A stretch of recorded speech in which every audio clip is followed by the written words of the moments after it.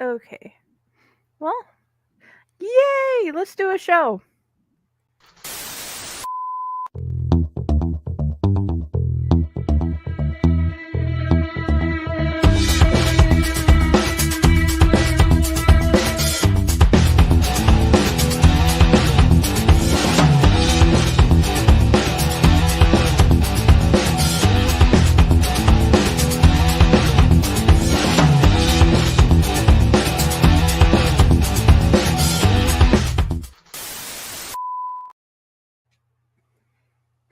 I'm glad I'm not the only one that dances to the song that Raz gave us for the show.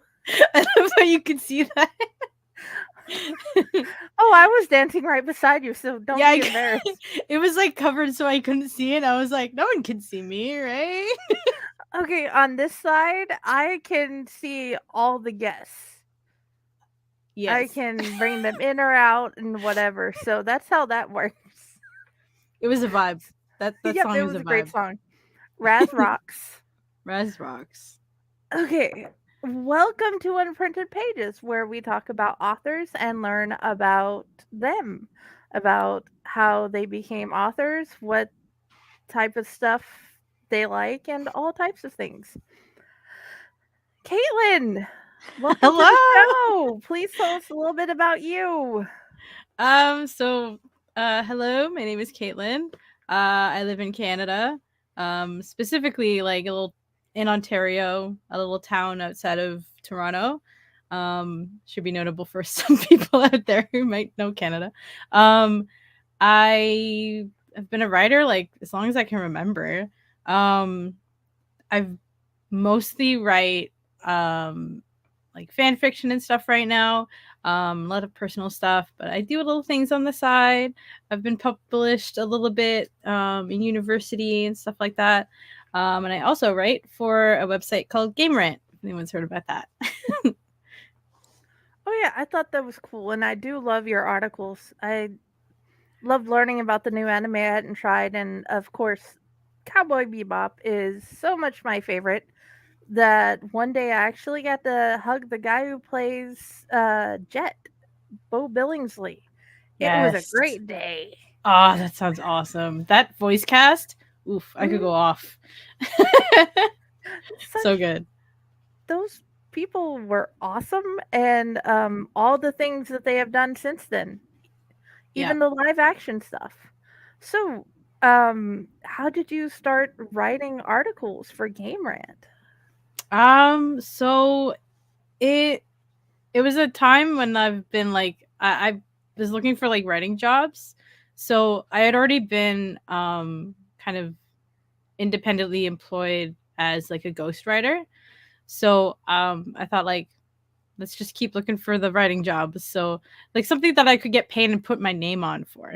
So um I shopped around on like LinkedIn and stuff, and I saw a thing for Game Rant. And it was just like freelance article writer or something like that, or game news writer.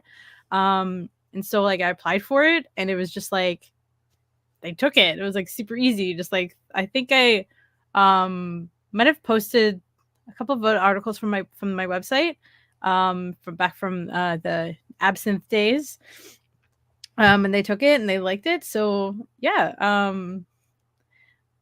they just took me on, and since then I've just been like writing tiny little articles about like video games and Reddit posts, and yeah, it's a lot of fun. Yeah, they look awesome. Do you plan on Oh, by the way, congratulations on being published in Dark Dreams, ready for the day. I Yes, am so happy to be in an anthology with you. I'm so That happy makes to me be an so anthology happy. with you. I didn't expect to meet many of the other authors. You and Mike and Patty and Raz are the main ones I get to talk to. Oh really? Yeah. Wow, And there's so many of us too. There's like yeah. enough to fill two anthologies. I didn't know it was going to be like two versions, which makes sense if the stories are diverse enough. Like maybe it just won't fit into one mold.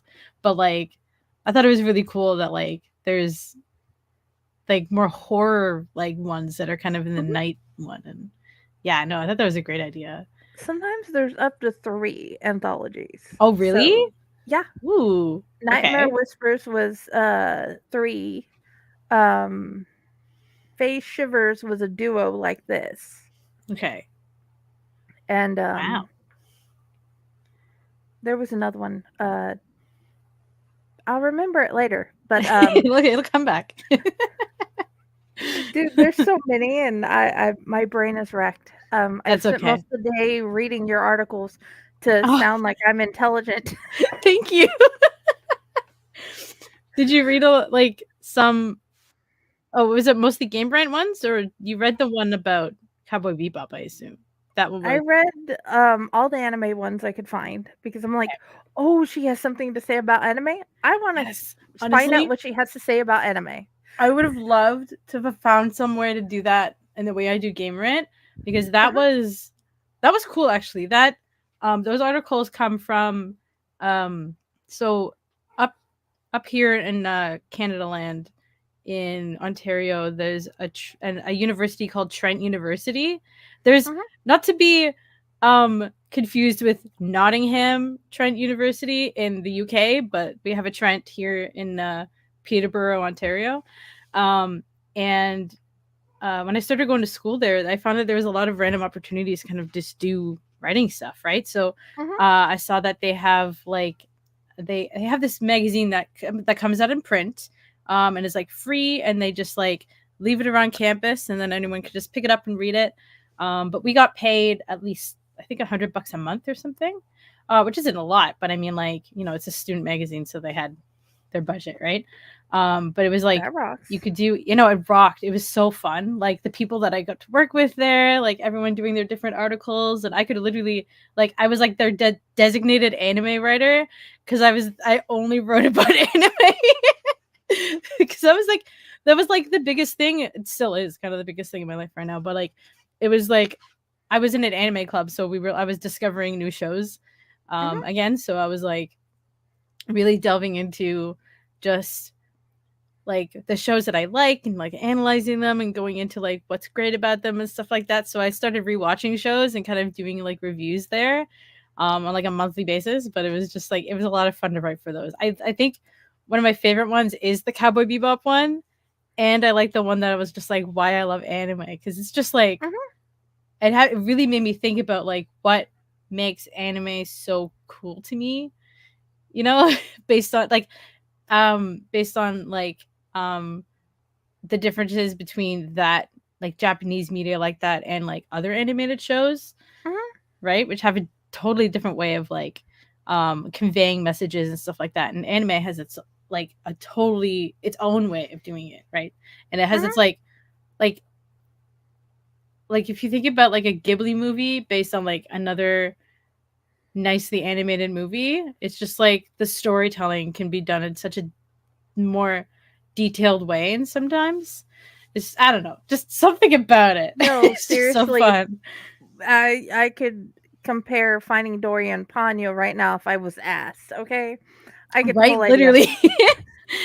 because those are 2 movies I've watched recently with the littles.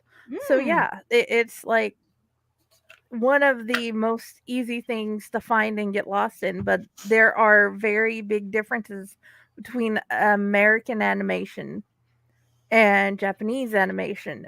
yeah, especially when done right. Mhm. And there's some stuff to love in both. But Yes, right definitely. now, it's helping me.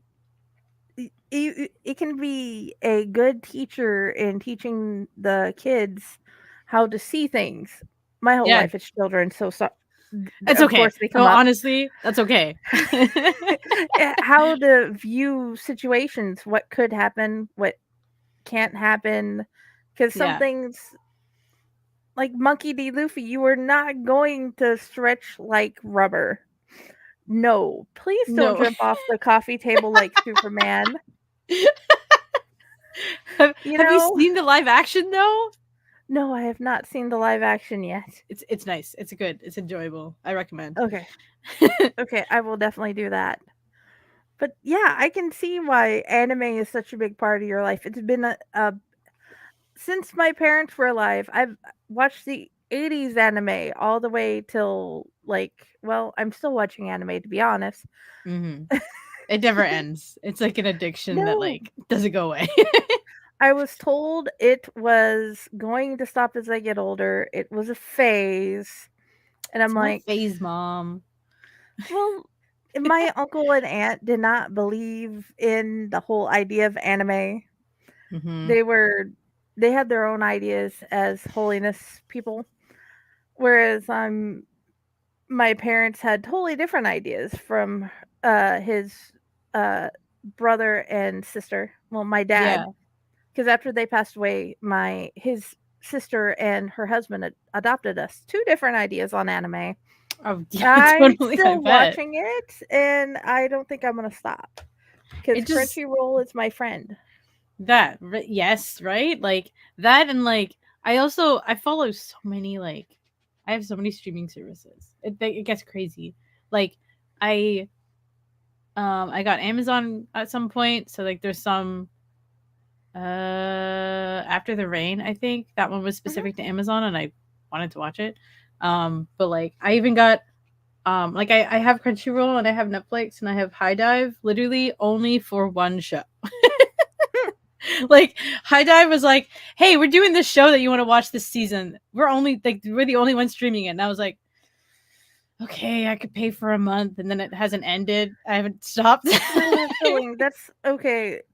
Totally same idea, but totally different show. This whole reason why I started paying for Hopster because of Alpha Blocks, this UK animated show, but it has helped Mm, him with words and letters and sounds.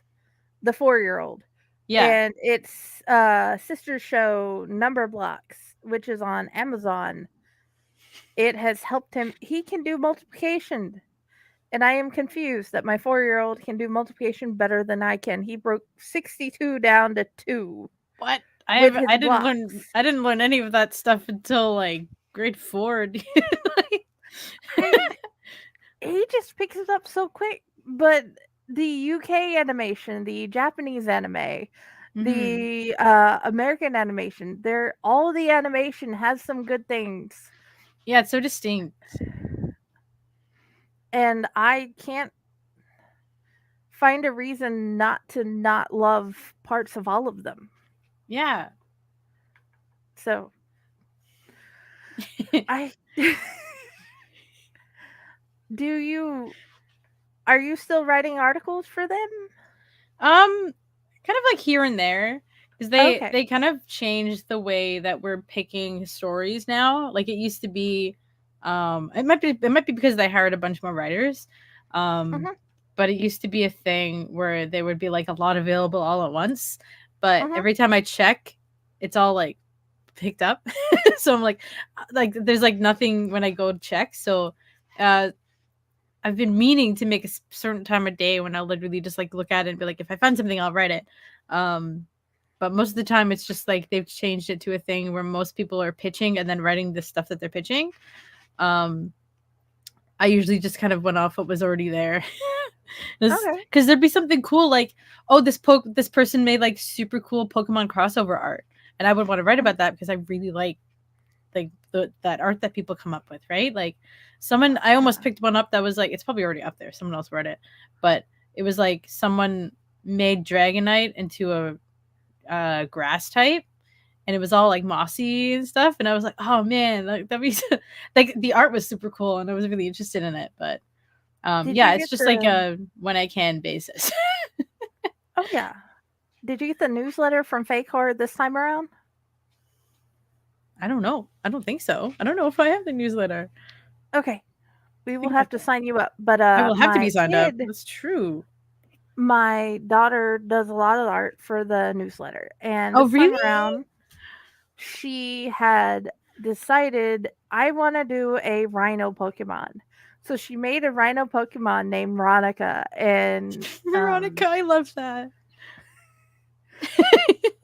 I will have to find it and put it up. But yeah, it was so adorable. I was so happy. Uh, I just love the idea of that so much. It's so cute. yeah. let me see if I can find it real quick and bring it up. But I love all the Pokemon crossover art. Like the fusions and stuff too. Like, Oh bro. yeah, I want to try it all, and I'm trying to work my way through the pieces I missed of Pokemon whenever I didn't have the ability to watch. Yeah. I mean, there's so much out there too now, right?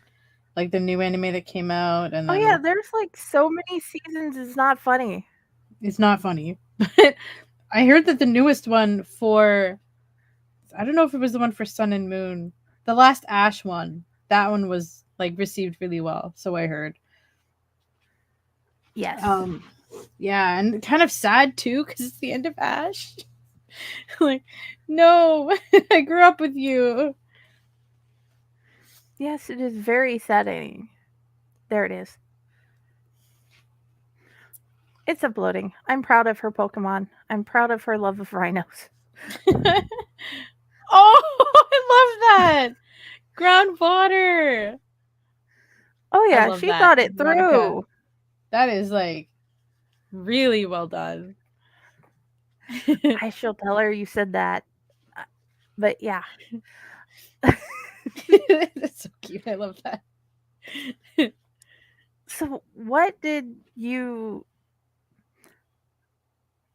your story in the Dark Dreams anthology? Yes. How did you come up with the vampire idea of that way of portrayal? Okay. The So cult. I prepared this because I knew that I would forget it if I didn't. So I will bring up the little notes that I have. But I initially had like when I saw the that the anthology was gonna be like, oh yeah, submit this. This is what it is and everything. I was like, I have two stories I could use for this. I had another one and I had this one that I had um started writing little plot bits about um based on a magic card art that I saw on Pinterest. So Mhm, specifically um the card is, it's a vampire card. So it's like it's called the Florian Voldaren Scion, and the mhm. art basically has like um a, a dude with like an like old timey clothes on. He's like abs McGee, and like he's like sitting in a chair above a bunch of people that have hoods on and are holding up bowls, and he's just like cutting his hand, it seems, with a sword and like giving them blood and stuff like that. So I thought this guy is a cult leader and he's a slut. So that was like my immediate thoughts on that, and I was like, I need to write this right now. So like I immediately like plotted out a bit of a quick thing, just like, okay, so there's a cult and like there's it's definitely a vampire who's heading it, and then okay, there needs to be some people that aren't affected by his charms or whatever, but he's super interested in them and stuff like that. So that's it, literally just based off that image. That's all I got, all that. I had like this whole thing where he would like fall in love with them and it would end up being like a polyamory situation, but then I was like really nervous about it because I was like initially I think I was going to be making it into maybe a long story or a novel or something. But as soon as I saw like the requirements for Dark Dreams, I was like, vampire story. I am going to expand on that and do everything with that. And this kind of kickstarted me using like Milanote, that like little software that you can use to kind of build plots or have mood boards and stuff like that. So I I went through like pictures and stuff looking for characters, and the best thing about that was like Hi, Del. I oh, hello. Hello Delphine. Thank you. um shit, where was I? Um I totally forgot we had comments. I Milano. apologize, Del. You know, so um I had like images for like the vampire guy, and I have images for the couple that were going to be like infiltrating the cult. And the best thing about it, like, do you know like True Blood, like Alexander Mhm. Skarsgård? Yeah. So I wanted him as one of them, and I found like a girl, um You know what? I found the girl first, the girl that I used in my head to portray Lily, and then by association, I found pictures with her and Alexander Skarsgård, and I was like, "This is perfect. We got couple pictures because they did a movie together, I guess." So I was like, "This is great. I can just like put this in my mind. This is them like doing like stuff together, and it helped me build like a sort of story in my mind for the relationship." And like, it was my first time really using that kind of to like build a background for characters and stuff and give them something to go off of. So when I put them in the story, it's like they already have an established thing. And yeah, and the vampire was fun to write too. It was um yeah, I for some reason I just really really wanted his name to be like super cheesy. So like Hmm. I just looked like, okay, like Latin names. What is the what can I find that sounds like really like love interesty, and like of course like Valentin come up, and I was like, yep, that's his name. And and he's Portuguese. I don't know why. That's where that came from. That was It's a little long-winded, but yeah. I had no idea as how you chose Portuguese. I found a castle of what I think the castle would look like that was now. so, when I saw that, I was like, that's it. That's the freaking castle. Yeah. So yeah, I loved it. Um, I'm glad you I liked it. had. Are you going to continue? Are you going to continue the story and make it a novel? um Maybe, like, I had a lot more planned for it that was a little confined by the word count. Um, like me thinking like I already have like stuff that like I've written that like you know when you write, it just like goes, right? Like Oh there's a yeah, difference between like when you're writing a 10,000 word essay and a 10,000 word story, right? yeah. So big difference. Oh, there is a So big difference. One can be easier than the other. for sure, like it was so bad. One can just be like sometimes it just pours out of your brain, Yeah, literally, like it'll just like and come out, and then that's that, right? then the other one you feel like you're ripping out your teeth trying to get something on the page. Yeah, it's really weird how easy it feels, right? So when you go to do an essay, it's like, what the hell? What am I doing with my life? But I had all this like all this stuff planned, so I thought that writing like a 6K word story, I'd be able to write that in there, but like I should know in trying to write an like 1,000 words once for another. Just I sent that off to a contest a long time ago. It's one story I wrote that was like 1,000 words. I was like, I felt so confined, you know. Oh yeah, Not it is that confining. it is I confining, like, but I understand having word counts for an anthology. You can't take over the I whole book, am right? Like, it that makes sense. confined every month. Literally, like, so I decided like I'm gonna start this in the middle of things. I originally had it that was a thing where they were being briefed, and then they were gonna go into the that you'd see the cult like first impressions, right? But this is Hmm. a thing where they've been sitting in the cult for like a month, and they haven't seen this leader that they were sent in to like observe or like maybe stop. I think I had it as a thing that they were like gonna like try to stop him because like people in the cult have been like dying, and they're like the local villages are just like, we want our people back. They don't know what they're doing, right? I didn't even get to establish anything of that, but I'm pretty sure that vibe went out there somehow. But like I even just like what life in the cult was like, right? Because I I think I established that pretty well, but I was like really wanting to have like scenes where they were just like wandering around doing setup stuff for this like hi Duffy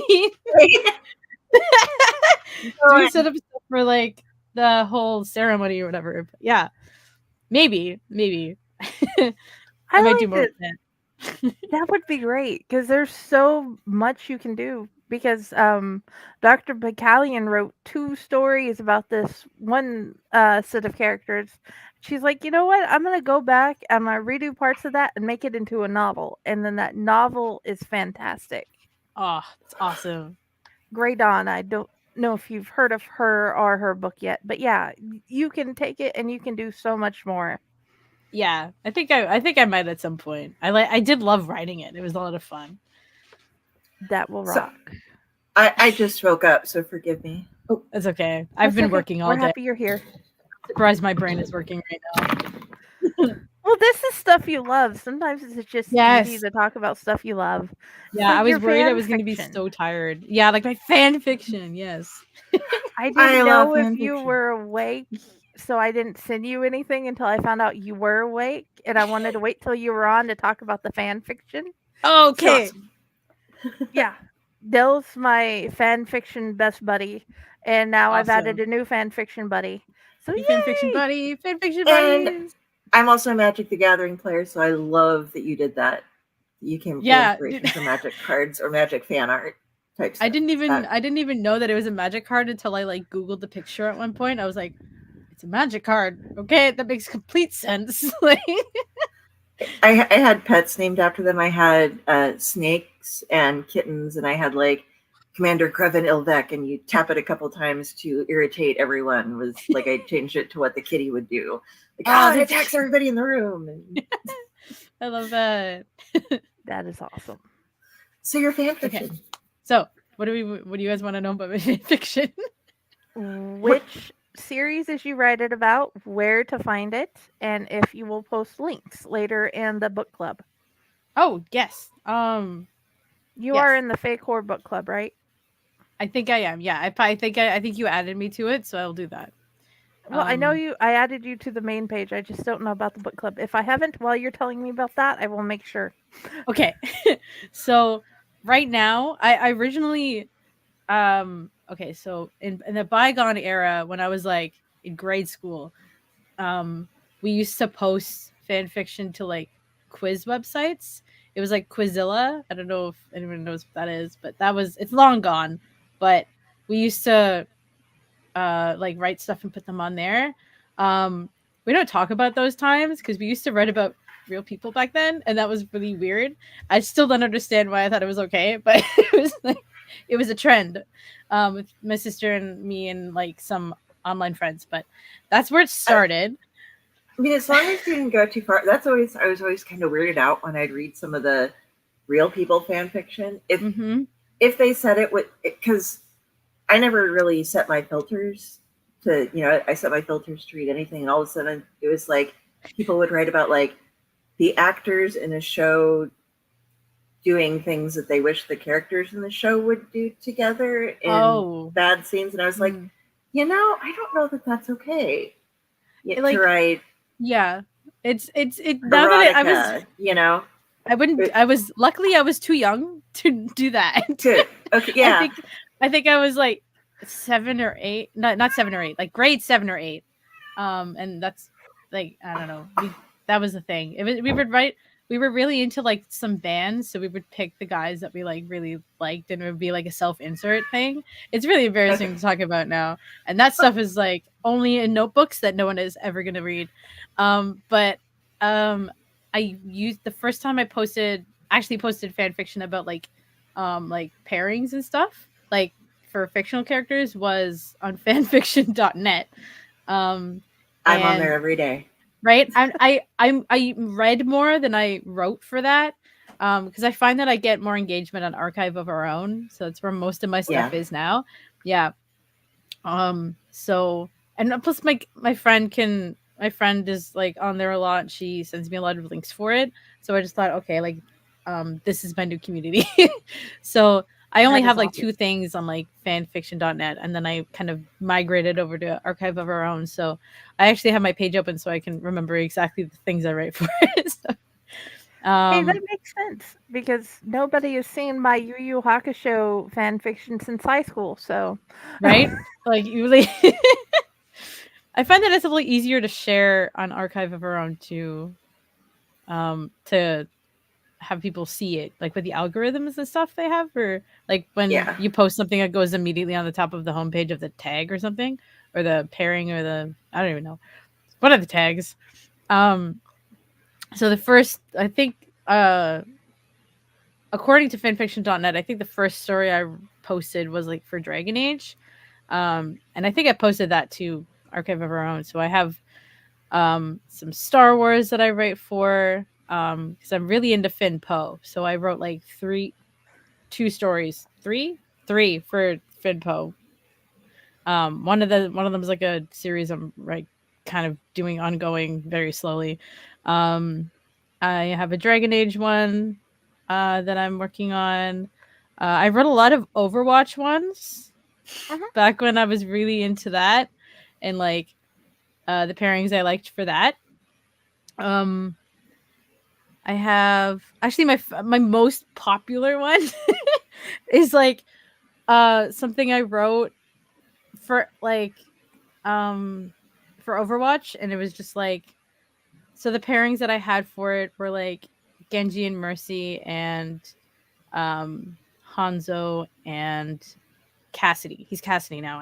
I literally almost said the old name. But it was like a thing where it was like a family reunion, and like it's like a fake marriage situation, and it's I guess it's like people like how funny it is and like how like awkward it is, and like um yeah, that's my most popular one on there. Um and I don't think about it very much, but once in a while I'll still get kudos and I'm like, people still read this. I, Oh I yeah. have one thing posted on AO3, and I won't say what category it's in. It was my one attempt at doing something kind of erotic, Mm-hmm. and so I've changed like the names. Like my name. I've changed everything Yep. so that it can't actually come to me, because I'm like, Yeah. okay, I will own if I put up some Harry Potter or some Naruto. I will totally own that. But Yeah. this one, I was just like, It needs to be it separate. and it wasn't bad. Like, I think I wrote a decent story for that genre, but Well, yeah. I No, still it's am like, like I don't want it to be it's just like, how dirty it is, right? It's just like you gotta put yeah, it out there. Like, yeah. It's like, okay, if it's rated above R, then yeah. and I changed the way I write since then. I don't. It was the only time I ever attempted putting that kind of a scene into something, putting lemons into Mm-hmm. something, and I was like, okay, so apparently I did really good with the lemons, and I don't write like that with anything else other than fan fiction for some reason. Yeah. So Something about none of my having characters, they all fade to black if something happens. that's fair. That happens. I do that a lot. I've only written one real smut. One real erotic scene that was like that I finally posted recently. It was like years ago that I wrote it, and I was like, I don't know where this is gonna fit in, but I need to write this right now. And so it's from my Dragon Age one, and it was just like, so because like when you do that, that's all fade to black, and I was like, okay, I need to know how they would do this in my mind, right? So it's like, That I makes need sense. feelings, I need the images, I need details. So it's That's not like fair. particularly like erotic or like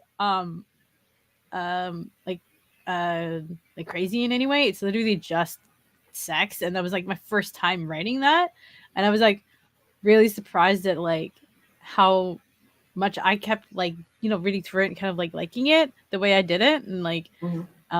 I was happy to finally post it, and I have friends who are saying that they want to read it out loud to other people in our chat, and that'll be a fun experience. It is weird because you're like, okay, I don't want to use this term because this term, like anymore when I'm reading, I used to read for this month. I swear, sometimes it was honesty. Yeah, no, Some of it, every now and no then, judgment. just Yeah, like it reading just it. happens. But now there's a lot where, if I'm reading it, depending on what genre or what fandom it is, I'm just like, okay, and I'm just gonna scroll, and I'll Yeah, see if just there's anything in particular that's said that like I need to just know go to about. that. Like, does somebody admit something in the heat of the moment? But otherwise, nope. Okay. Oh, and then they're done. Okay. Yep. So that's it. Done. yeah, it started to. I read a lot of Harry Potter fanfic, so sometimes when the characters are young, I'm like, I don't really need to know what they're doing. No, yeah, no. It's not. If they're really young, you don't need to. I think if they're teenagers, that's one thing, like figuring themselves out or whatever. It depends. Yeah. But like if they're kids, like don't right? No. Yeah. When they're over a certain age, definitely. Mm-hmm. Mm-hmm. Like, because I'm glad that there's older stuff between like Hermione and Snape, or Oh, I love that pairing. her Oh, When they're okay. adults. When they're adults, I was about to say like yeah, when yes, older when she's stuff an as adult, in they're yes. adults, and then of course Malfoy and Harry. There's stuff about that everywhere. Hermione and Snape is an interesting pairing I haven't heard of before. One of my other favorite pairings. Oh, it's all over. But there is one that I do enjoy when they are. It's one of the marriage law fics. And she is still in school, but she'd use the time turner, and it's not like focused super on the sex part. It's just her trying to figure out adult relationships and him trying to figure out a relationship in general is the majority of what's put into it and stuff. And then like, but there's a lot of stories in that one where it's like people are paired off with random people because they are forced to be just because of something. But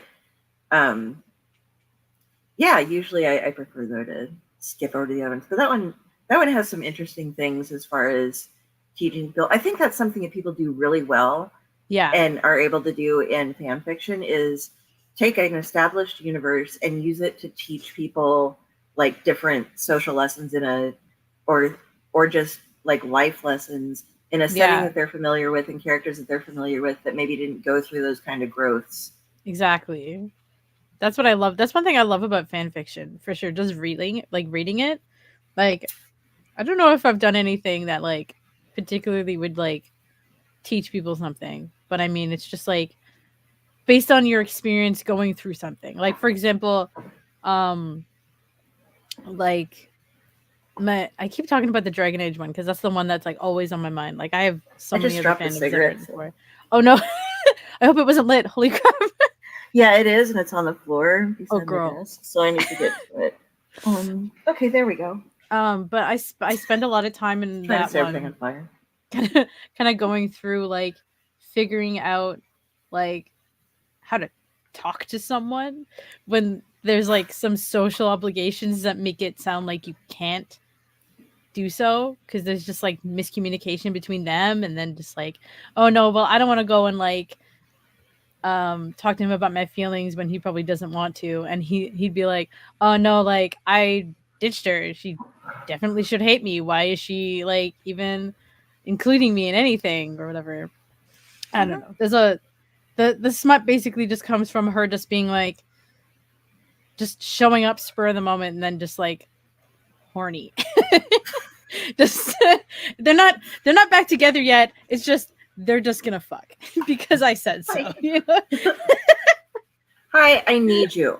Yeah. Now. Yeah, I literally. We'll talk later. Yeah. And then she leaves in the morning and I'm writing, or did I post it? I posted it. We're getting a preview. I wrote the aftermath of that. That was just like her showing up at a bar and her friends there, and she's like, I just went and slept with him. What the fuck was that? Like, why did I do that kind of thing? And I don't know how I'm gonna get them to talk, but I left it on a cliffhanger, so we'll see what happens. I've been there, yes, man. We need to know. Where you sometimes just like there's just so much tension that you can't even talk, and so it's just like, let's just get this out of the way. Yeah, there was a lot of pining. There needed to be something else. Something had to happen. Sorry. She's like, okay, did you get that cigarette back? I'm gonna sit down for you. Okay. Yep. All good. Sorry, I needed my jacket, and kid needs things, so he's going to the store. So that sort of thing. Okay.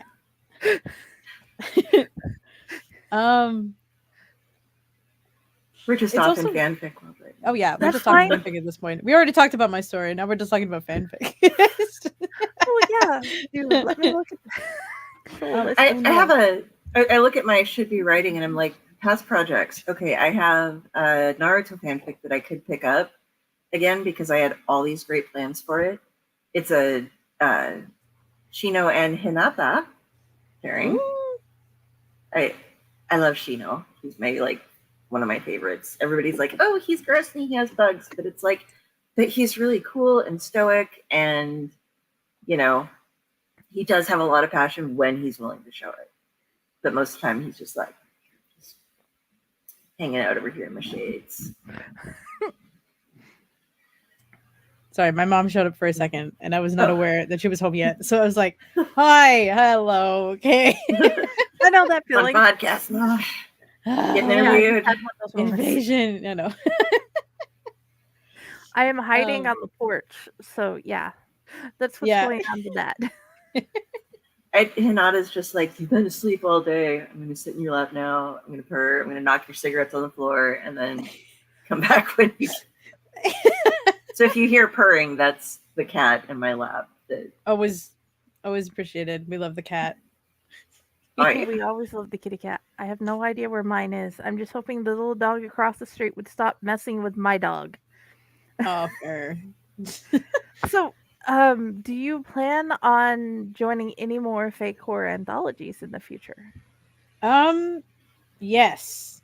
I've been thinking. Yeah, I've been thinking about like depending on what it is. Like if like I'd love to do this again. Like I was so excited when I got like picked. I was like, because I've been like brushed off so many times. Like I've sent stuff to competitions and then like it didn't, you know, and they always ask for unpublished work, like stuff Patty that's like doesn't care if it's published. She just needs to know that's what I where it was love. published before. That's what definitely caught my eye about this because I was like, one, I can get paid for it. Two, I can just pick anything, like whether it's published or not.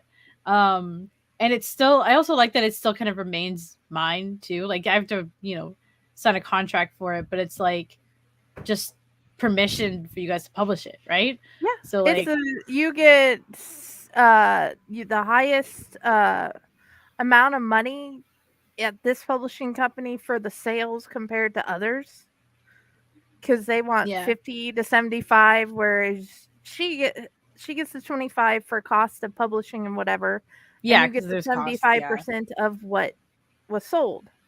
Yeah. And yeah, there's a great keep a spreadsheet and list all of your stories. Put if they've been published somewhere, and if not, if they're out somewhere, because a lot of places do not want you. If you submit to two places at once, and then you get Yeah, that's accepted in fair. one, and then it's like, oh, you got to pull yours from the other, and it's like, what if you would have made the other one and you wanted that one a little bit more? Yeah. But and if you've made revisions since then, so that maybe that company's looking for something and you've changed it, and the formatting is Yes. the Always biggest important. problem. Yeah. Yeah, because if you send something, if they ask for like the Stern format, if you do not use Stern exactly, it'll get thrown out before it's even read. They Yeah, just see like, oh, that's not a third of the way down the page exactly. Nope, it's gone. Yeah. They didn't Really follow picky, directions. yeah.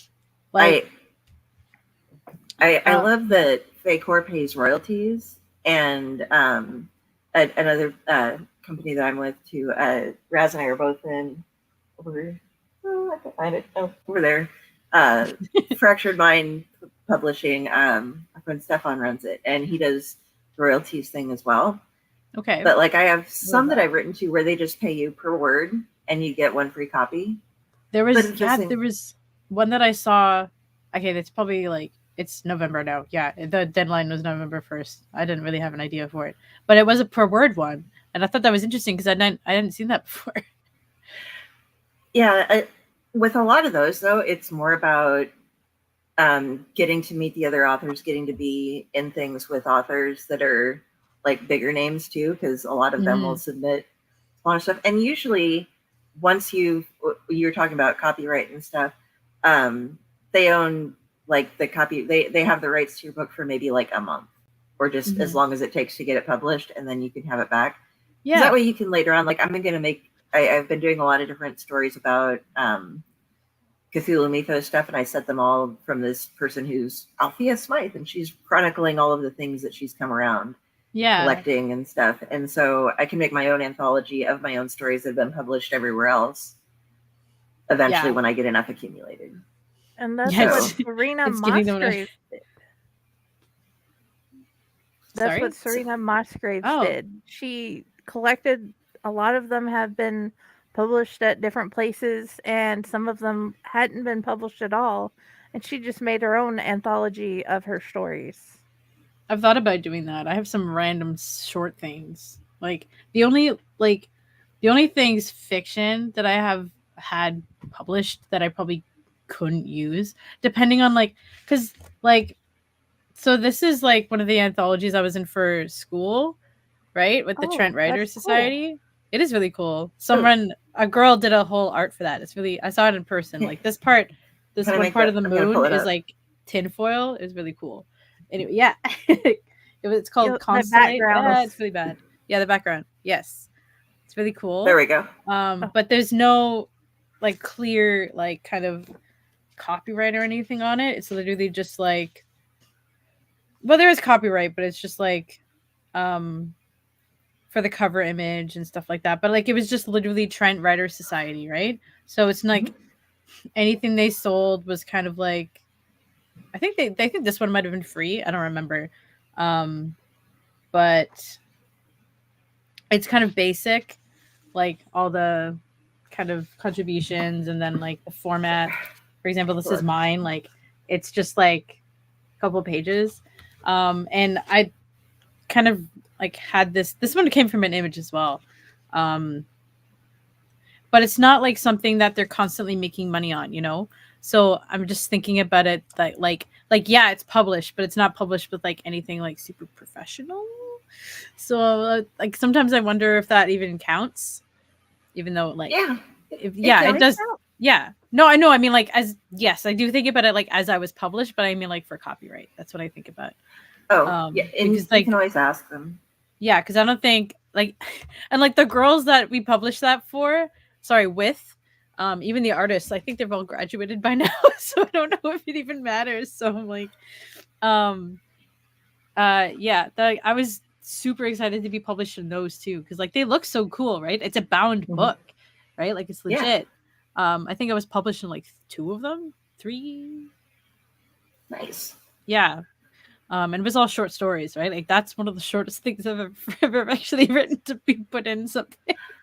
Well, but then you get to network and you get to meet all of the different authors and the publishers that are in that, and then you get friend them, and then you get to meet the other people that they work with. And I think anthologies are great for networking and giving you a chance to meet so many different people. That's how I met Stephen.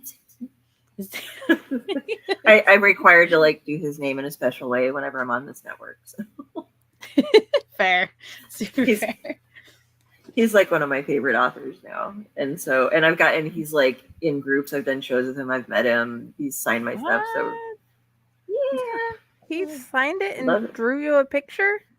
That's amazing. I got to meet him over at the first con I went to in the end of July in Connecticut. I'm in Nebraska, and so I went all the way to the Mohegan Sun in Connecticut for Terrificon this year. And like he's part of my other network, and so he was there for a day doing stuff, and I was just like, so I brought the already autographed numbered version I bought twice. You need to sign it for me again. And so he did, and he gave me a doodle as well of one of the main villains. So I was just like, over and beyond. I am a Van Samson knight, is what they've decided. That I see. Yeah, I might be the Van Samsonite right now, but I am definitely. What do you call the Delphine fans? Crazy. Of course, it's not like Looney isn't one of the surnames of my family. Now, come on. You know, part of the attempted murder. Yes. Yeah. Since I'm a crow. Murder.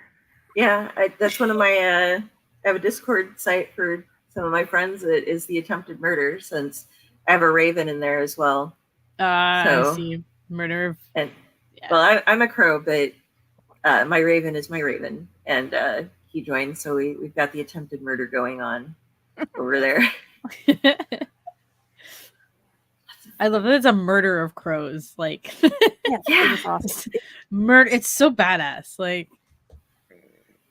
it's perfect. And it is. And a lot of people, they like to identify with the murder of crows, but then they're like, yeah, but ravens are like the real cool ones. And it's like, Yeah, ravens are exceptionally cool birds, and I love my friend Raven as well.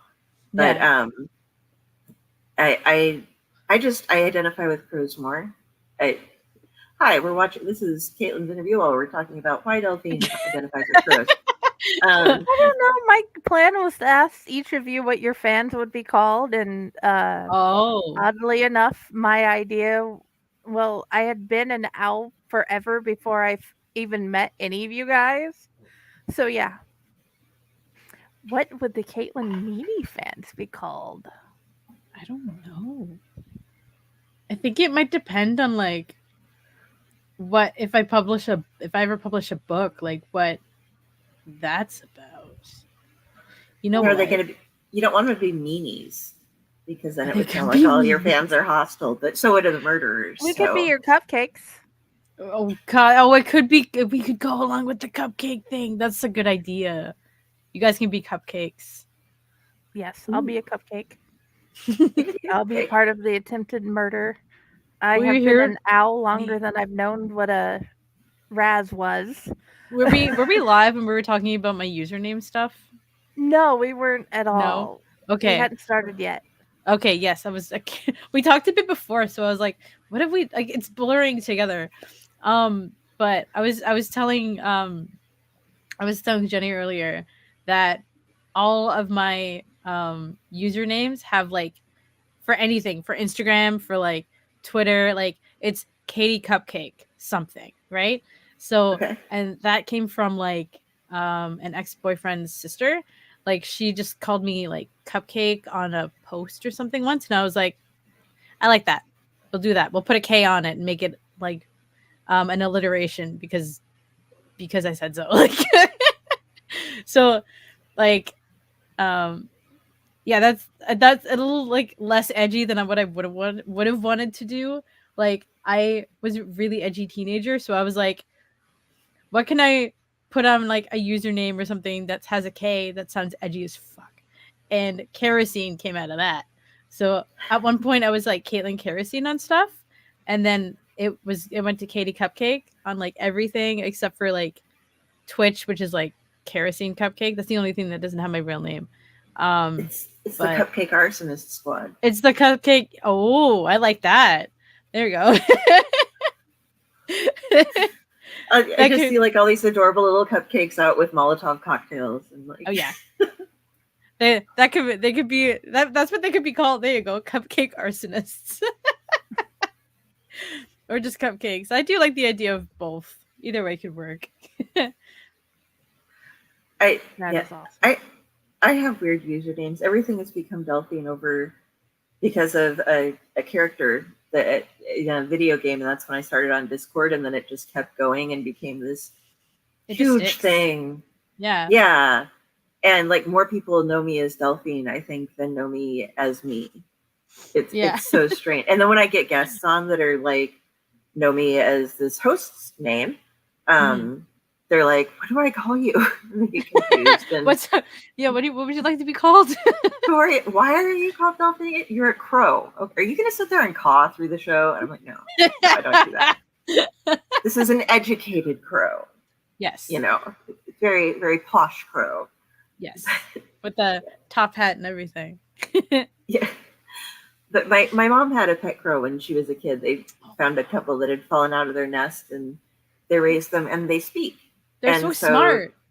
Yeah, they're super, super intelligent. And they ended up having to take it out when it got big enough to fly and stuff out to her either her aunt or her great aunt's house, who lived out in the country. And it hung out there for the rest of its life, and it would like yell at the dog, and the dog would be running around trying to figure out who was calling it because it's not looking up in a tree. And like when people would come driving up the lane, it would like say hello and talk at the people that were arriving and stuff. Birds. They're so weird. They're so weird. I've been following this. I'm really blanking on like the Instagram handle for this, but it's like a thing. It's like milk something 6,000 or whatever, and it's a guy who puts out food for birds, and it's like he specifically has these crows that come around every time So it's just like he'll be like, "This is what we have for the crows today," and it'll be like some like challenging thing for them to like find nuts and like a bundle of this, or like they have fruit, or they'll have like, oh, we'll see if they like chicken today or something like that, right? And then like Yeah. every time the crows come in, it's just like the crows are here. And it's one of those like automated voices that are on TikTok. So it's like the one that's just like old Southern man. So he goes like, the crows are here. And then they have a little celebration animation of the crows, and then it's just like watching the crows get the food or whatever, and it's so cute. You got to send that to me. My Instagram isn't working right now, but I'll figure it out. Yes, I have you on Discord, so I can find it. I can find it and send you one. Yeah. But I literally just cannot remember for the life of me right now. But it's a lot of fun. Yeah, I've watched crows. They can incite other birds into mobbing, and I lived. Oh god, They're such shit disturbers. I felt so like I lived at this place like 15 blocks from here for a while, and you'd see them like they would get into the trash, pull out like a half of a hamburger that had been wrapped up and thrown away, pull it out of the bag, stand there with one foot on the wrapper, and like open the wrapper and eat it because they are super smart, you know? Yeah. And the neighbor across the alley who lived at the very top of the building, it had one of those staircases that like wrapped around kind of and went down. Only like 3 or 4 stories up, but they had this huge Persian cat, just gorgeous, long white hair. And they would let the cat out every day. And we're going to call it Fluffy because I can't remember what its name was. We were like, okay, Fluffy, go have some fun.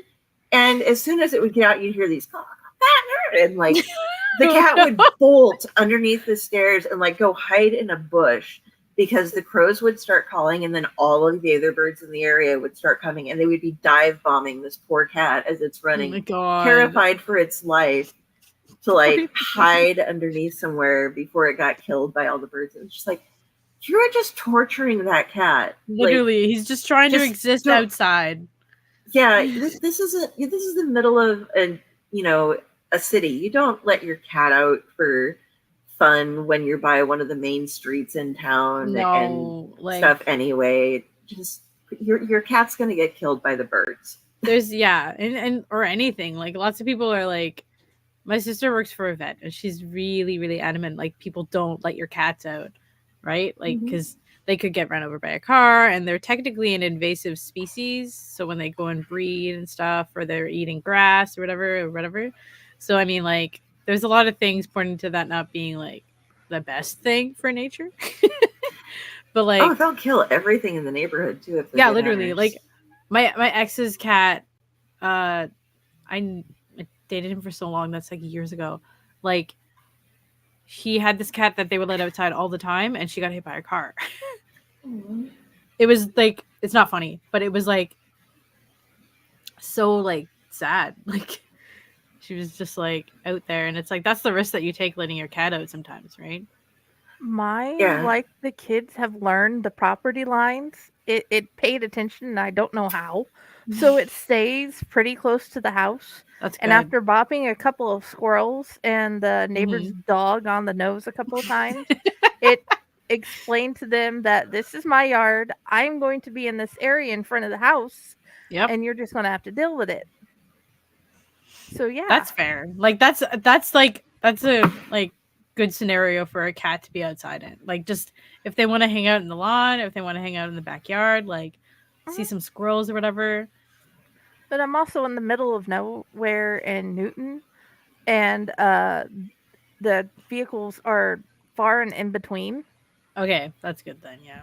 See, I live next to a major intersection and a school, and there's traffic all the time, and I worry about, there's a lot of my neighbors have indoor-outdoor cats. Like my downstairs neighbor, his window literally opens at ground floor because he's kind of like basement, but it's like half basement. Like the window would be about waist high, but it's right even with the ground level where it opens there.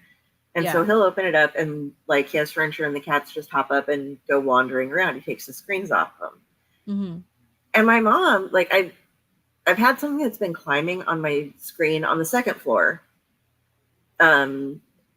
at night, usually about like 2 or 3 in the morning, about half the nights over the past 2 weeks. And I can never see anything. I'll look out and try to catch something, and I can't get over to the side that it's on, but when I look, I don't see anything. And when she was leaving after dropping me off the other day, she's like, I think I figured out what it was. There was a raccoon, like a younger raccoon that was running around through the thing. And it's just like, okay, time to tell the cat owners, because a raccoon isn't going to go after a cat, but a raccoon will fight a cat like mad, you know? So, speaking of cats, she's whining. Just making noise. Yeah. But, I mean, like, we have, my favorite are my neighbors who have geese, and they're across the alley. And like, they're like guard geese. They're just pets. And like, if you go to put out the trash, and because that's right in the alley where they're right by our trash can. So I haven't checked on them for a while, but if you go over there, they'll come running up and like hissing at you, like, because geese are scary. Wow. Yeah, geese are dicks. I mean, the United States government uses Canadian geese as like sentries on some of their properties and stuff, and it's can confirm crazy. It works. Like, nobody. Yeah, I just expect all the people in this neighborhood are like, yeah, man, I got my pit bulls, I got my this, and everybody's like, bitch, I got my geese. Yeah.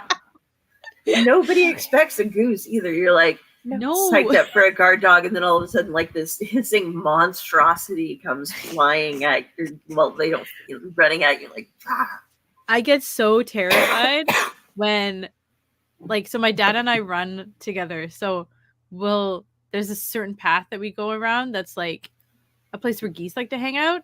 So anytime there's like a crowd of them, it's like, I hope they're not there. I hope they're not on the path. Like, but they're always like, thankfully, just off to the side eating. And it's just like, in spring, it's terrifying because you're like, the babies, they're going to be protecting the babies, right? Oh yeah. I've had them like on either side of a path before, and it's like, yeah, just hiss at me. I'm nothing to see here.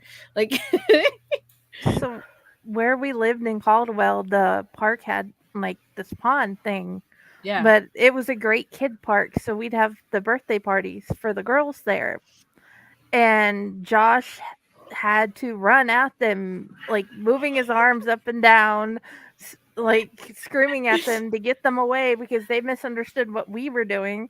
And all she wanted to do was like run around the little overhead pavilion thing. Mm-hmm. Yes. They're no better up here, don't worry. Yeah, one of my friends from Canada is like, she hates the geese and she hates squirrels. Apparently Canadian squirrels are particularly vicious. You look like that's true. They're hit or miss. Like, my dad has a bunch of like bird feeders that he has outside in the backyard. So we had to really work to make sure those squirrels weren't taking the seed. Once there's food, they're a little like aggressive. Like, we also have like a kind of system, not right now because we're getting the kitchen renovated, and that's exactly where the door is that we do this. But we have blue jays in our area, right? So you guys know what blue jays are, right? Yeah, bastard birds. Yeah, they're corvids, but they're bastards. They are pretty. Yeah, they're quite dicks. But they like peanuts, so we have like a bowl of peanuts that like we toss out to any of them that come up, and they're like, ooh, hello. Like, we've kind of low-key trained them to be like, stand on the deck and then you will get a peanut. But sometimes one of them will just take two of them, and it's like, there's two birds. We put out 2 peanuts for 2 birds. Why are you being so greedy? And they'll fight over it too, and it's kind of funny watching it, but they're dicks. Yes. Instead of cockfights, you have blue jay fights going on. Yeah, which one's gonna literally win? I've taken a few videos. There's been some stories about some Instagram stories about whatever the Blue Jays are doing that day. I missed them though. I can't wait for our kitchen to be done. Did we miss anything on your list of things you wanted to talk about? Oh, me? Yeah, you said you made a list of things you wanted to remember to talk about. Oh, because I figured that you would ask about the the story and what inspired it. So I wanted to remember what the what the magic card was called. Oh, I talked about my fan fiction. Um, I went to technically film school, but it was like mostly a screenwriting program. So I wrote a script wow. that went to film for like a really, really short like video that was like a student all over faculty project. Mhm. Like yeah, when I went to university, that was for English literature, so I learned more about writing. Mhm. And I went to and I had like a writing club there, where we would read out our work, and that was like um terrifying but also fun. And I did a creative writing class there, but it was mostly just like, you know, reading and analyzing books. But I thought like, okay, I could see, like, I have novels, and from that I have novels that I've been working on literally for years. But I mean, I'm such a perfectionist. I'm like, it's not ready yet. It's not like they're not even finished. But the ideas I Sounds have like for those somebody all I came know. from university. Sorry. Sounds like somebody I know. What? Oh, What? Who? we're live? Oh, okay. um, but then I decided like I'll try screenwriting, like another option for like a writing career, right? So Mhm. it was a short year-long college program Mhm. at George Brown College, and it was literally like the first year of that program. It was like screenwriting and narrative design. So we learned like screenwriting for movies, screenwriting for TV, like episodic, how that would work, the business of like the entertainment industry as a screenwriter, and writing for interactive stuff. So we kind of learned a little bit about like how video games are written and like the structure around that. And we even got the chance to build our own world. And like, is it called Fate? Have you guys ever heard of a? Do you guys play D&D? Do you know Yeah, D&D? Yeah. Okay. I've been So playing. Yeah, have you ever heard of like Fate as like a role playing game? I don't. I think it's called I'm going to Fate. be honest and say that it sounds familiar, but it could have been something else called that Okay. too. That I might.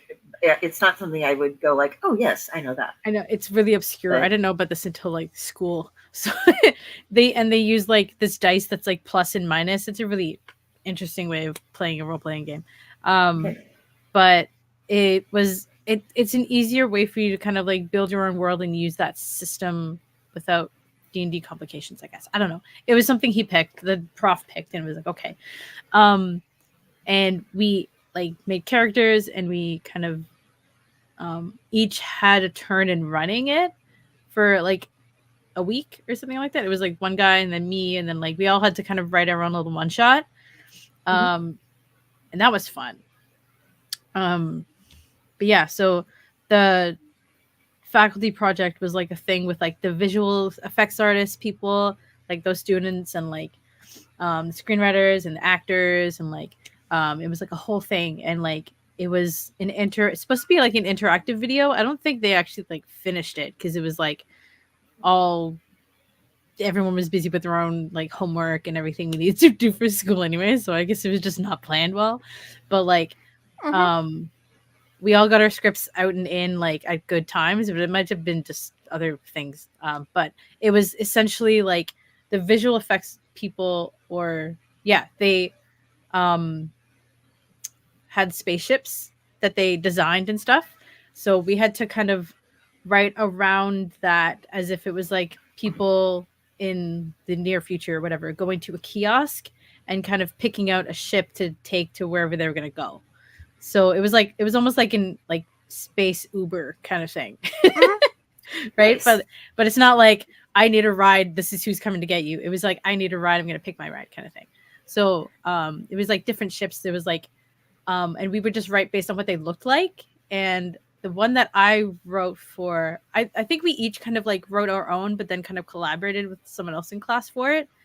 Some of them I just do not have PDFs for, but the one that I have published on my website, it's called Old Couple, Old Ship. So the ship Mhm. looked kind of like old and like decrepit and kind of like I don't even know how to Yeah, just I don't know, like some old vessel with Dilapidated. something. Yeah, like the Millennium Falcon, if it was like a cylinder or just one of those like long ships, but like old like that kind of thing, right? So it was just Mhm. like an old couple that was just like, we need to go. We're gonna go somewhere, and she's like, the it was like a mm, like the man, She, like the rich guy, and then the trophy wife kind of thing. yeah, Yeah. she didn't like that she had to stand in line. She wasn't happy Nope. about that. She wasn't Nope. happy that there was only that ship left, and she wasn't happy with Yeah. the marriage in general. She Oh no, it was a whole thing. Yeah, and he she was just like, "We're wasn't getting a happy at all. divorce." I read the script before we came on, so yeah. Yeah, no, it's really Okay. short, right? It was just really like small bite-sized things. So eventually they did send us a video that they had filmed for it. But for me, like the special effects for like the ship that they were on and everything wasn't like finished or put together. So I have it somewhere. But I could send that to you, Jenny and Delphine. You guys could see it. That'd But be I cool. think the guy playing the old dude was like a prof too. One of the guys that was like organizing this whole thing. Yeah, it was That cool. is Like you could cool literally go though. to like the video and pick a ship, and then we would have a sketch for it. That was the idea. Awesome. Yeah, that's the only thing I've ever written that That went was to really film. cool. Writing a screenplay is hard as hell. Yeah, If you aren't like used to that format, it's so fun though. I love writing dialogue. So for me, it was even with like my stories, like in a lot of my fan fiction or something, I'll just have like like a dialogue, and then maybe like a little bit in between, then more dialogue. So it's just like it was Oh yeah. really easy for me to adapt to it. But like when I was getting feedback from like my profs and stuff, because I'm also like used to prose, it was like they were like, you need to tone down the description. Because I would do like a paragraph of like setting the scene because that's what I'm used to, right? So, right? Oh yeah. yeah, There is a that's the challenge with it. very largely different the screenplay writing, the audio drama writing Yeah. compared to the book writing. Thank you, Comic book sweetheart. writing too. Oh my That gosh, yeah. Yeah. The it's a mindset that you have to get into. Yeah, literally. You're gonna like literally yeah, like imagine it in your mind, but then also how it would look on television or like wherever you be Mm. writing it for, like or I, how on the page if you're doing a comic, right? I love seeing the scripts for different things. We were fortunate to have DG Chichester on a while ago, and he gave us two different scripts, and one of them was for the new Daredevil that he's working on, and he Ooh. was working with somebody who he's really familiar with as an artist, Mm-hmm. and so he writes that in a very different way than what he wrote for this new series that he's working on, Axel's Infernal, that he's trying to get launched on a Kickstarter right now. Yeah. And it's crazy to see, like, because some people go panel by panel and explain each thing, and Yeah. and some of it's just like, okay, just do this, go crazy. I know that you know what I'm looking for here. Yeah. But The trust. The trust with that is yeah, immense. yeah, and Yeah. well, and way back in the day, they didn't have that because they didn't know who would be. It was like you turn in the writers would turn in their stuff, and it was just a toss up on who got assigned that week to be writing on your comic or Yeah. drawing and lettering and everything. And so it was just like, yeah, Comics you are a hope that they know what they're doing. process. I've been learning so much about them lately, and like I was a collector, but and everybody's writing on books is different. But that screenplay stuff, oh, my nephew did one in high school. He went to an arts program, and that was their final. He was um, the screenwriter, and then kind of like you were saying, they had different people that were in the acting part and Mm-hmm. editing and everything else. And it was just like he'd set everything up. They got it all filmed and stuff, and then there was like students having problems doing things, and so if you don't have everybody working together on the same page, there Yeah. ends up being a lot of problems towards the end. It's like, oh, this person dropped out. They were the editor. Yep. Like Great. we actually like Wow. Okay. I remember we lost like one person around the anthology, like when everything was like being put together after we sent in the stories. Like everyone had done the contract except for this one person. And it was just like, well, if I don't get Patty was like, if I don't get the contract from this person by this time, we're just ditching their story. And I was like, how do you forget about this? She Or didn't like, forget, she had thoughts and she had decided to go with those thoughts. oh, okay. And so, not on air, but she had Fair, made a fair. decision and we are going to respect her decision Okay. and we are That's not fair, going to go yeah. against her wishes. That is the idea there. Okay. I was And sorry, I was like assuming. I'm sorry. It just felt weird. Like it was like, oh, okay. Okay, we've lost somebody. Okay, that's fair. Like, that does happen sometimes yeah. if something comes up, or say there's been a delay in a book being produced. Something goes on if you're with a small time publisher and they're having Yeah. like personal problems, so they can't get something released when they said they did. That's super Okay, they, fair. something that's been sent in could be published somewhere else instead, or something like that. So it's just like, I can't wait on you, which Mhm. Yeah. I don't think it's the nicest thing in the world, but Yeah. if you have a story and you need to pay bills and you got some place that wants it, And since Patty had it's what you already do. set everything up with the publishing company where the Mhm. place where the books are coming out, so she had already had a deadline set up. So Yeah. unfortunately, she couldn't wait any longer on that person. Yeah. And that's valid. Like I mean, like there's life and then there's just like if you're signed up for this thing, it's like if you can't keep sorry, like keep to the deadline that they set, then it's just like maybe next time kind of thing, right? Like Oh yeah. you Yeah. know, yeah, life happens, right? So I've decided that if I have a story out, it's currently dead. It doesn't get to do anything. I have an anthology that I was invited to submit something to, mhm. and I don't. As far as I know, it was, you're only allowed to submit if you're invited, but I could be wrong.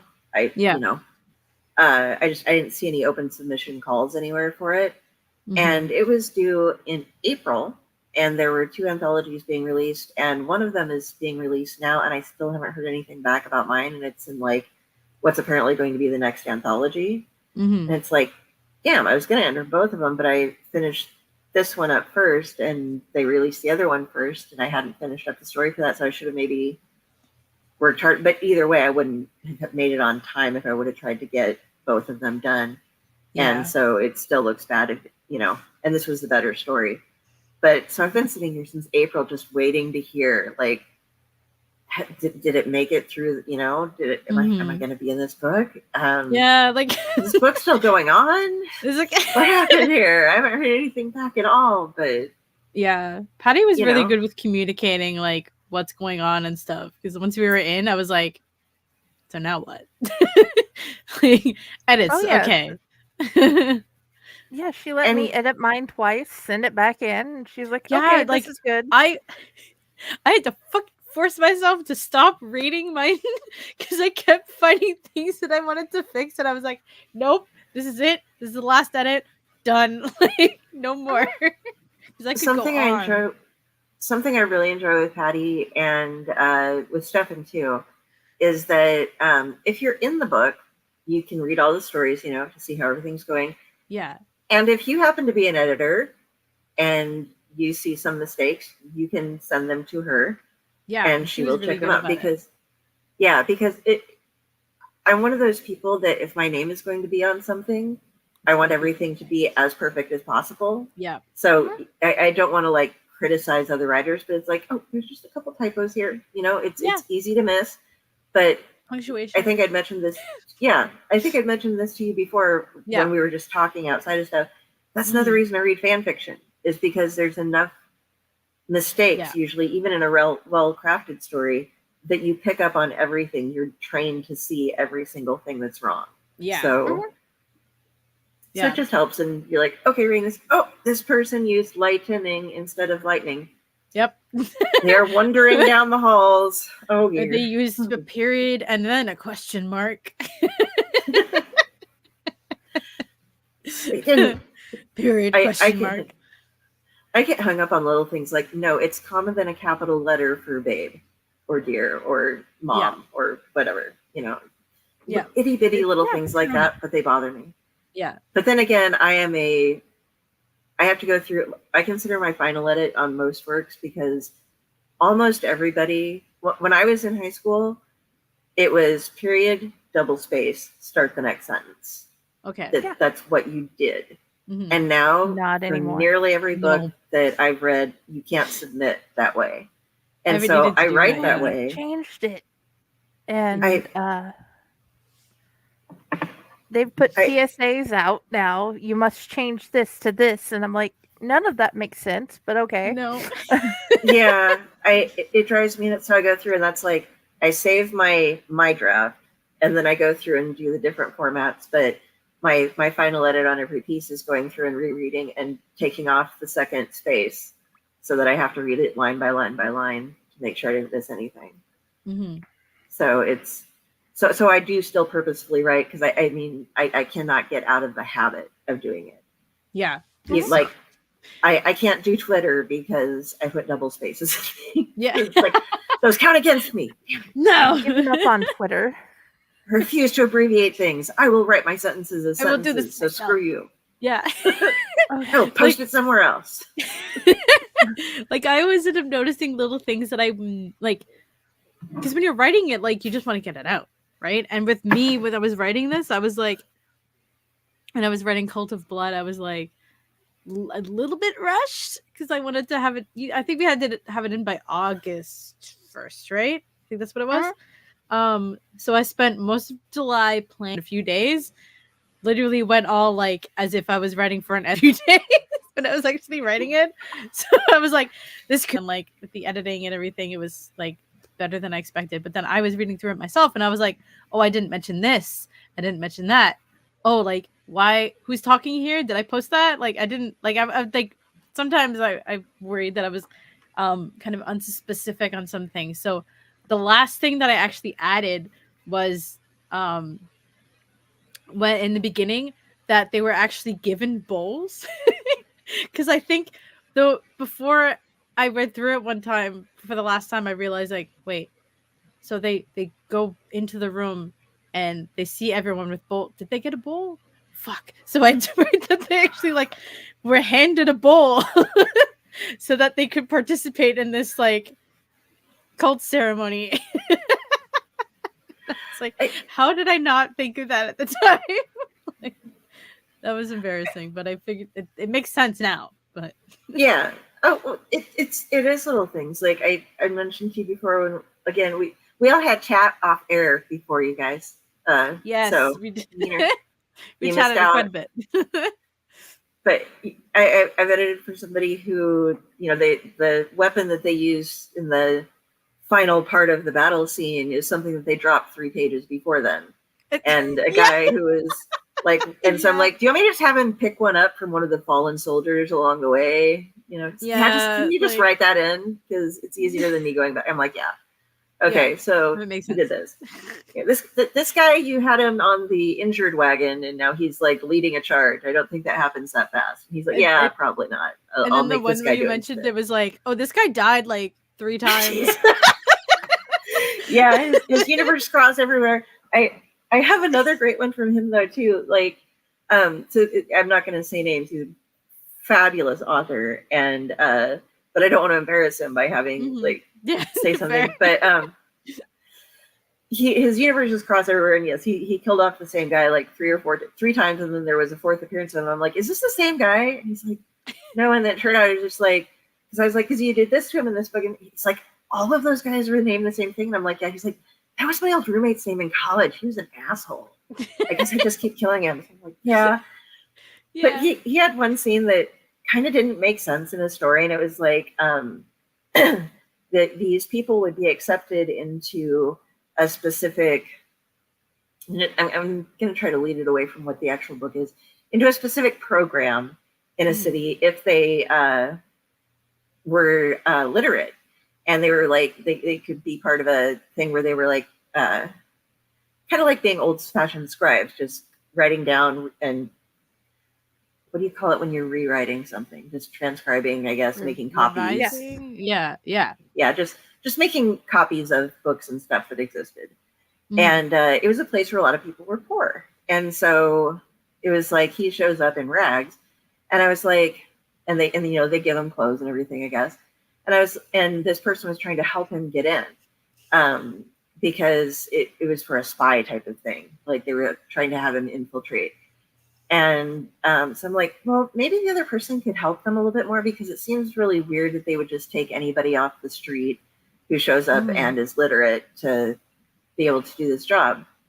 And I was thinking that this person would maybe like get them slightly better clothes, give them a bath, a shave or something, so they show up looking like more of a professional person. And instead, I sent that suggestion to him, didn't say exactly what, but just that something needed to change. And he sends back, and it turned out, it works really well. But what they would do then is, if you got accepted into the program and started doing such work for them, they would give you a lobotomy that would affect your ability to run away or to do anything other than functionally right and stuff. So I was like, well, that was different. That really wasn't. I was thinking of I was thinking of a bath and some clean clothes. Instead, you just gave hundreds of people lobotomies. Okay. I mean, it's dark fiction. I'll give it to you, and it does. Yep. And it makes it more exciting too. It was just not at all what I was thinking of when I gave you that suggestion. Honestly, as long as it fits in with the genre, right? Yeah, it was great. It was just because it explained why they'd be willing to take people in rags and because we're just gonna like set them up in little cells and lobotomize them so that all they do is right. That's all. Like we have to like kind of have somebody spoon feed them a little bit while they drool, but just that's so freaking weird, but I love it. It is the strangest feedback to editing that I've ever had.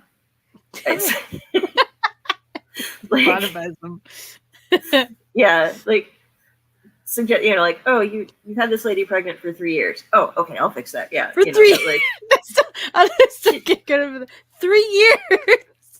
Yeah, well, unless it's like a sci-fi reason, and maybe she's like a certain, I don't know, species or something. But he just kept forgetting to have her give birth. Like he wasn't sure if she was going to have the baby before or after this war, and it was set in historic times, so it was like horseback and ships were the modes of transportation that were able to be used, and so like she was pregnant when they went off, and then she hadn't had the baby yet when they came back, and so he had been trying to decide whether he was going to keep her having been pregnant then or make it so that she got pregnant, and he just forgot to decide. And so I love it. Yeah, she needs to have that baby soon, because she's running a little late. She's gonna have a walking baby, and this is weird. Yeah, it's like, a month late. 3 years is like, wow. Yeah, that's a lot. For I mean, well, there were gods and stuff involved in this, but Someone's thinking, but the gods were involved with that pregnancy. They were just around. They're like, we're gonna keep you pregnant forever. If that was, if the gods were like controlling it, and if they were involved, that does make sense. That would make sense. But this just forgetting about it. That's kind of that happens. You forget things. You get to go into your story. When you have a cast with like 20 characters that you need to follow, you do lose track along the way, which is why you need editors, to go through. Well, you need editors, and you need highlight colors for each person. Oh, that's a good idea, actually. Give each person their own color for like dialogue and whatever, and then you'll have a visual reference of what they're doing to start out with. That's what my teacher had told me to do once.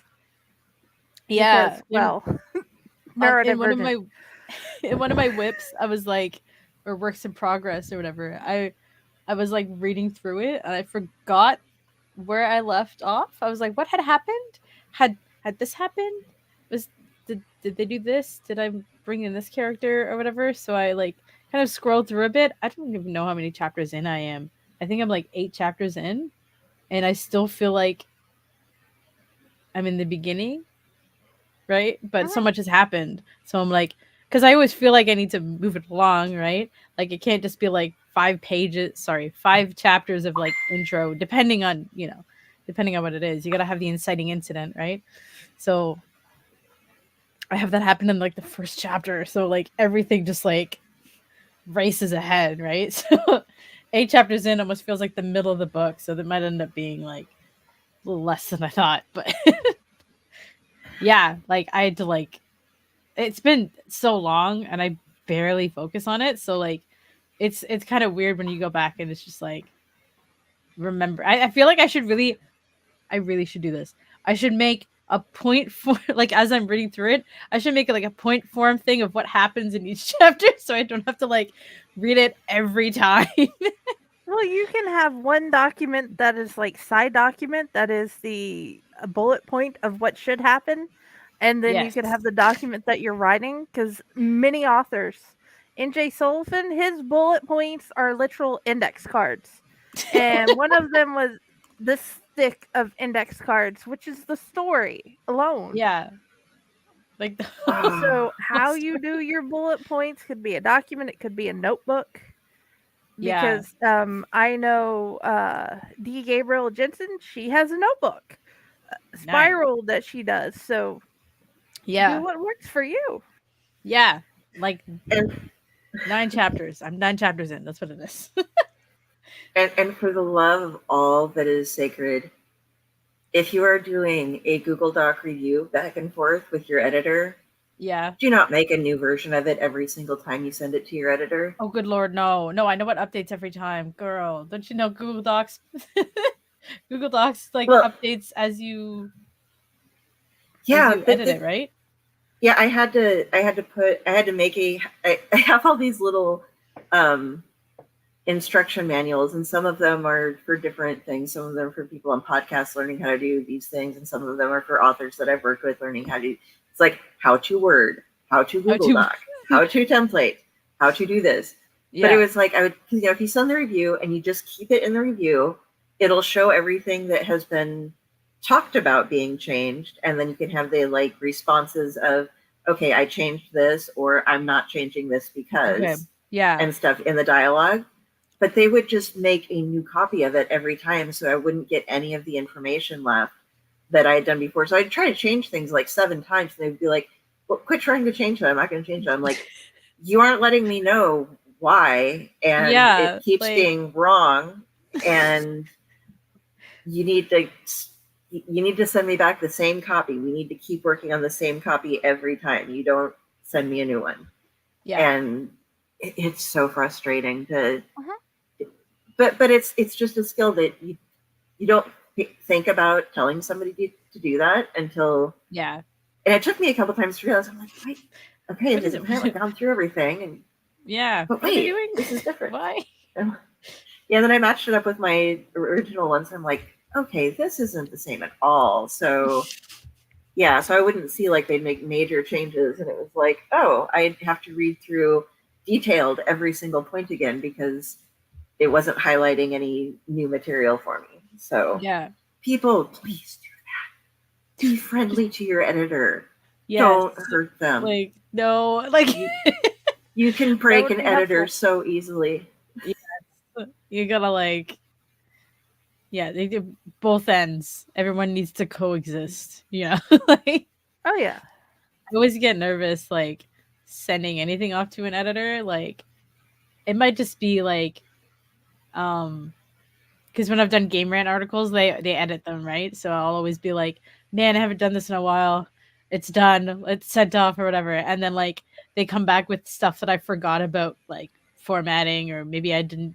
There's been a couple of times when I forgot to put a heading image. I was like, oops. I had the picture cropped and everything, and I didn't even upload it. But like, do this. Maybe you need to change this and that. Like, it definitely works because there's like some specific formats that they have, but I'm like, okay, like it was good though, right? Like, there's the way, because it's like a website that's articles and stuff. It's a little colder than it is when people are doing it for fiction. So like, I guess I just get like, oh no, I did a boo boo. I'm sorry. Is that like Screen Rant? Yeah, it's the same company. Okay. It's under the same umbrella. So Screen Rant would be, like movies and TV shows and stuff. And Game Rant kind of Yeah. has movies and TV shows, but it's mostly they focus on video games a bit more and anime. They have Okay. anime stuff, but Okay. yeah, it's mostly it's kind of weird because Screen Rant is like literally like the same logo but with an S and different colors. But like Well, I feel like a lot of stuff that Screen Rant does, Game Rant does, but they're both under the same umbrella. we have Drew wrote for and is working on getting back into writing for Screen Rant, and then I have another friend who writes for him too. So I just, Nice. I'm gonna break in here because I've been curious and I always forget to ask them. Do they put in all the links to stuff, or do you have to come up with that on your own? So we Because we when do it's have to like do whenever, that. Yeah. ooh, okay, So the links that because they want you to link to articles on the website so people stay on the website, right? yeah, So you oh yeah, have I've to spent have hours. yeah, yeah. So like they ask you to have at least one link per paragraph, depending on the article. For my news articles are like 400 words, so they're like super short. And I've seen for editorials and stuff that it's like once in a while they'll have a link, but it's not essential to having it at once per. Or like even lists, it's not what you don't need to have it once per paragraph. But for the news articles, you do. So it has to be like text that has to correlate with the article you're linking to, but it also has to relate to the topic of the article. So like the last one I wrote for example, I think it was like um someone on Reddit did fan art for The Witcher that was like if The Witcher was a Telltale game. So like that kind of cel shaded look. Um I think it was an AI image, so it was like it was cool, but I was like it's AI. But like it was Yeah, a good like representation of what it would be if The Witcher was a Telltale game. Um and so the links that I had to you always have to link to the tag page of like for like say in this case The Witcher so that they mm, can like check out other Witcher articles. And then it'll be like if I'm talking about like another instance in a game where there was like a glitch or something, or if there was like another article about like a Telltale game, I'll like tag like link an article about like a recent Telltale game or something like that, right? um like stuff like that. And then like the related and the next ones I also have to do, and it's like it has to do with like the software that we use to post the articles and send them off to the editors. So it's like okay, it's almost like an insert when you have to write the whole article on that little dialogue box that they have on the software, because they have it perfectly formatted, and you can like post the Reddit link for whatever you're writing about if it's for Reddit, and it like shows up the way exactly when you look at a preview, it shows up exactly the way it would if it was on the article. So it's yeah, it's all like kind of set up in a way for like everything to just be like you put it together, and then like it's just posted once it's like finished editing and everything. okay, cool. Yeah. Thank you for answering that. I've been curious. Like a lot of those things, it's like, wow, there's so many links and stuff, and that has to just be annoying to go through and be like, okay, I got to research what else is related that's been published about my article by somebody else. And Yeah. I just end up like doing it on the fly. So it they give us at least 2 hours max, or an hour and a half ish max, to write the articles, because it is like 400 words, right? Like once you know what you're writing and you do the paragraphs that they're supposed to be done, it is pretty quick. But it's for me, it's like looking up the articles to link that would work like well enough, and like all the links and stuff like that. So like I always have like like the tab for the software, like the tab for the post, so that I can go back and like oh yeah, so that's what the image is that I'm writing about, kind of thing. And then like 12 million tabs of Game Rant articles that I could have like possible links. So like I literally have to like open a new window for if I'm doing an article. So it's like I that's the totally only time understand that. lately that I'll have so many tabs. Sorry. It makes sense. I totally understand that. When I was setting Right? up Dell's page, I had like 15 different pages open trying to Mhm. find interviews and stuff that they had done so they could Right? be shared. Yeah, I, it's a thing.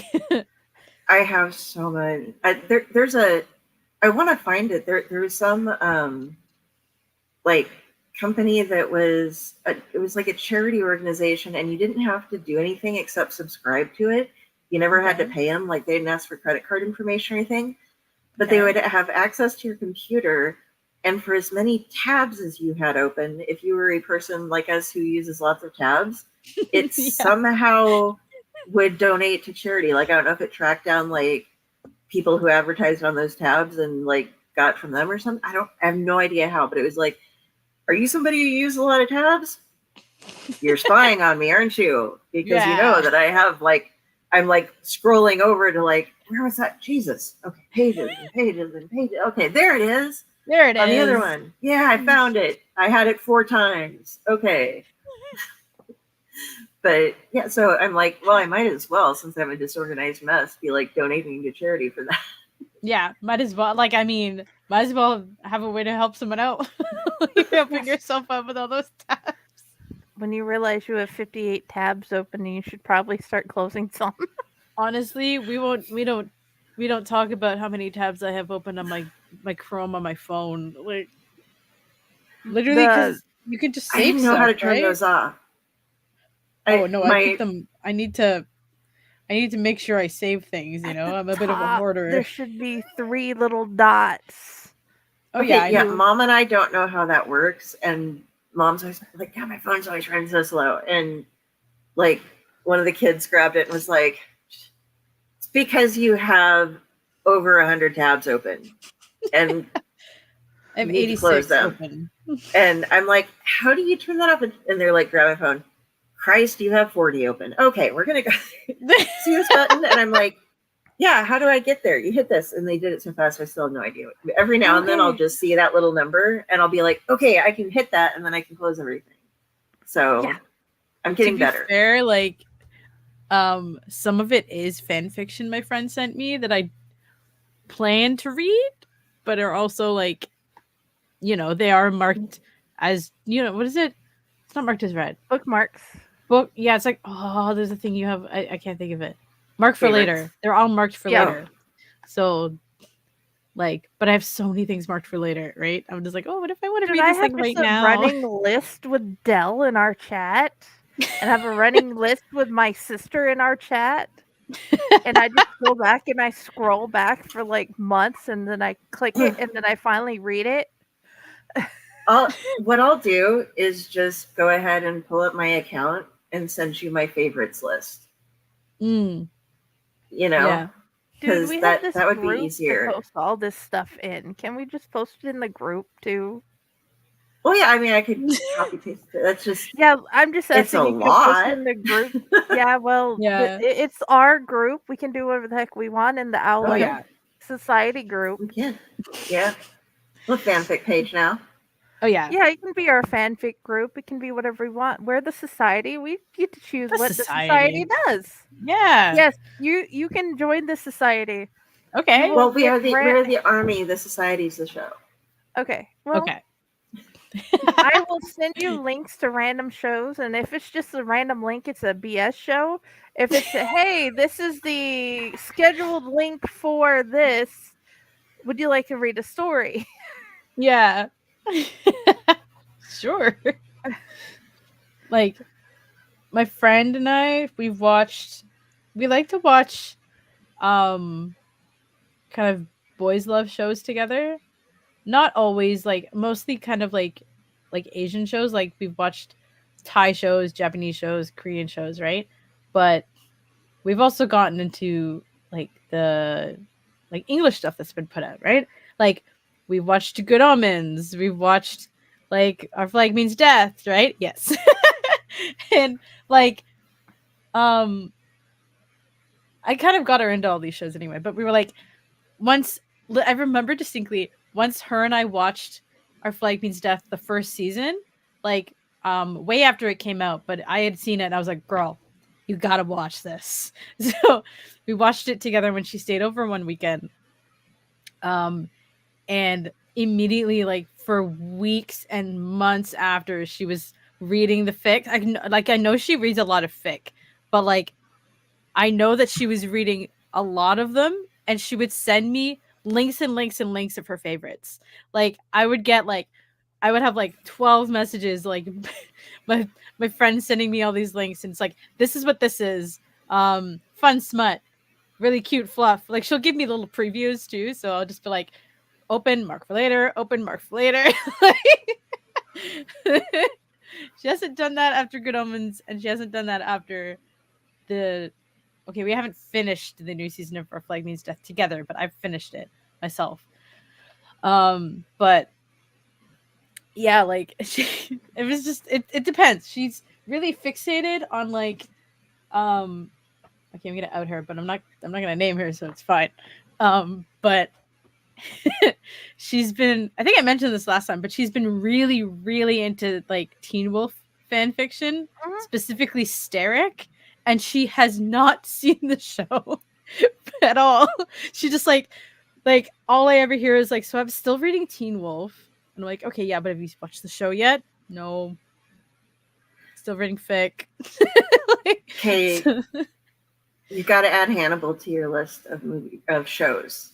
Mads Mikkelsen. It's so hard for me to find a place to stream it. Like, oh, I didn't think about, yeah. It's on YouTube probably, but they had it on Netflix for a long time ago. And then like I watched one episode and I was like, I'll get back to this. I like this, but I'll get back to this. And then, you know, time went by and now it's just not on Netflix anymore. I'm like, it's not on Prime, it's not on Netflix. Where do I go?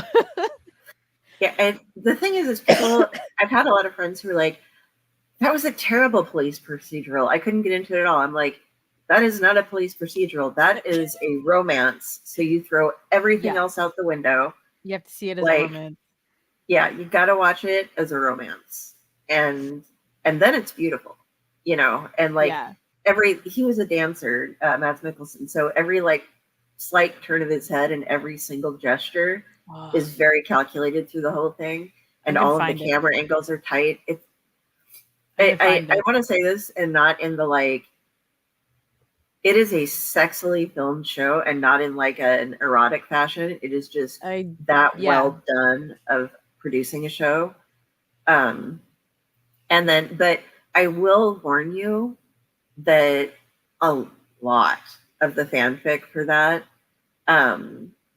turns into Omegaverse, which is something that people who are not into really need to know about before they jump into there. It started with Sherlock mostly, and then it became a thing. And there is a fairly decent amount of Omegaverse fan fiction if you're reading the fanfic side, but usually it says ahead of time. You know, okay, like that's so you know, because it can be a shock. I've never actually like read or been into anything that's Omegaverse, but like, okay, you know what? That's a lie. But like, I think I read a couple of MLM novels, like gay novels that were kind of like shifters and stuff. Not specifically werewolves, but kind of like wolves, and they had those dynamics. But I also have informed myself on what it is.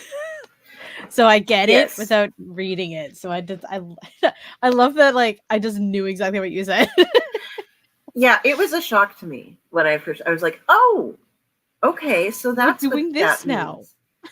For those of you unfamiliar, there is a universe in fan fiction. Mm-hmm. It is called the Omegaverse. Yep. It usually includes shifters of some sort. Your characters are turned into shifters. Mm-hmm. There are the alphas who get to lead things in society. There are betas, which are kind of below them, but give off less pheromones. There's a lot of pheromones and like wolf type of tendencies here. Yeah. And Omegas can kind of be taken by, they are the ones who need to be protected. And oftentimes they are taken, and then various erotic things happen, a lot of traumatizing things usually for Omegas.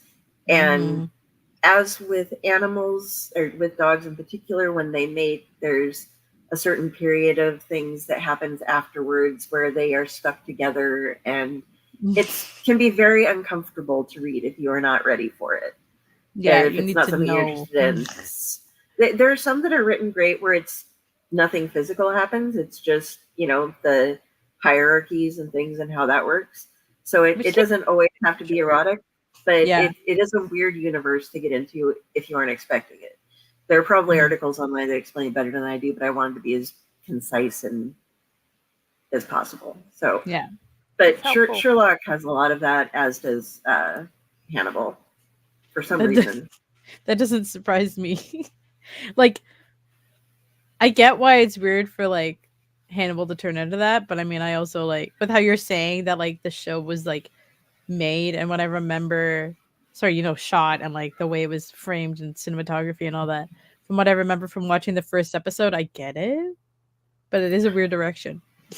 Will Graham, the second main character, Well, is Graham, yeah. or he is a very timid individual with a Yeah. lot of things. He has like he's very empathetic with everything and has his ability to go into the uh, perpetrator's mind, but that also leaves him. He has a couple mental problems, and so he is very cowery, which makes him a perfect Yeah.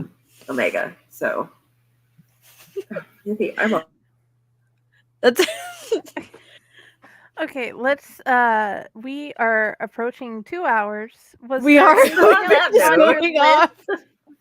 that we haven't got to yet? Because I want to make sure we got everything. I'm 'Cause sorry. all the things are That's- important, just as important as the fanfic. yes, always. Um, Sorry. did you? I'm sorry, you were asking if there was anything else I wanted to talk about. If there was anything else you had on your list or you wanted to add about Caitlin, because Caitlin's important. I am. We want to know about Caitlin. Caitlin um, Cupcakes. cupcakes. I don't It's think like there's when I saw your anything. profile picture on the dang it, the site. I cannot the On my word is website. no, the profile picture on Discord. I'm like, I must talk to this person because she loves both Crowley and Zerfil like I do. And I hope we Yes, can become friends. it was. Yes, I I tend to either have my picture. It was like my ship of the moment, or like some funny picture or whatever. But I was about to say, I was like, yeah, the one on my Instagram's nice, and like so is the one on Facebook. That one's a little old. Blah blah blah. My But Instagram no, and like Facebook is the husband with the pretty owl he got me. So yeah. yes, I saw that. He Like was awesome. He got me an owl. I love owls. Owls are so cute. Birds are cute. I think birds in general, man, except for geese. Well, Owls, And some flamingos, breeze. and chickens. sometimes geese. Geese can be cute when they're, far away. Not when they're not coming after your 2-year-old, they're Oh beautiful. God.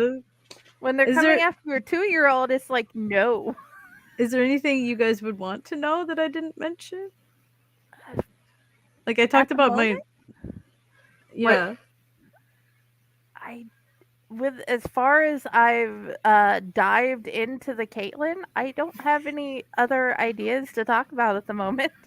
I haven't done as deep dive as possible because multiple things happened since I asked you to become a guest on the show. Yeah, no, I And know. Yeah, we were trying to organize for like Wednesday. And I was like so worried. I was like, "Oh no, did she forget? Am yeah, I like I had pre-op, and then my body reacted to pre-op, that's and okay." then I'm like, please, I just need a nap because my head's going to explode. And I was like, yay, she understands. Of course, girl. Like I wouldn't. I'm like, I'm just glad to be interviewed, and I'm just glad that people liked my story enough to put it into an anthology. We want your stories, we want your fan fictions, we want your articles. We want Yes, all of that. That I'm. will make I've, the world better. I've actually been And thinking at if some I, point, I hope you yeah, check out Kate Marie's books, the nearest series. I'd be yes, grateful for that too, please. yes. Because Shane and Philip, you must talk with me about Shane and Philip. Shillip. Okay, you'll have to. Those are books you're recommending? Yeah, What'd you that's say? a 5-book series I'm recommending. Okay. You might need to send me something about that. I'm I interested. will send a link later after the Okay. show. But okay. It was one thing. Yeah, I have been thinking because that novel I was talking about earlier that has Mhm. to literally like I've wanted to like if I ever publish it, I thought about like using Faycore because like Ooh, it kind of literally because it has Fae in it that it I might do like everything. like Then. mesh with like whatever vibe you guys go for. Um yeah, We so do like everything. We do that's what horror, we do fairy stories, we do romance. like my whole thing right now is like well especially with my novels is like fantasy. I can't do anything without throwing something supernatural or fantasy into it. Like We this like want my that. story could have been like Jenny a wants that. normal romance but you know fucking vampires, why not, you know?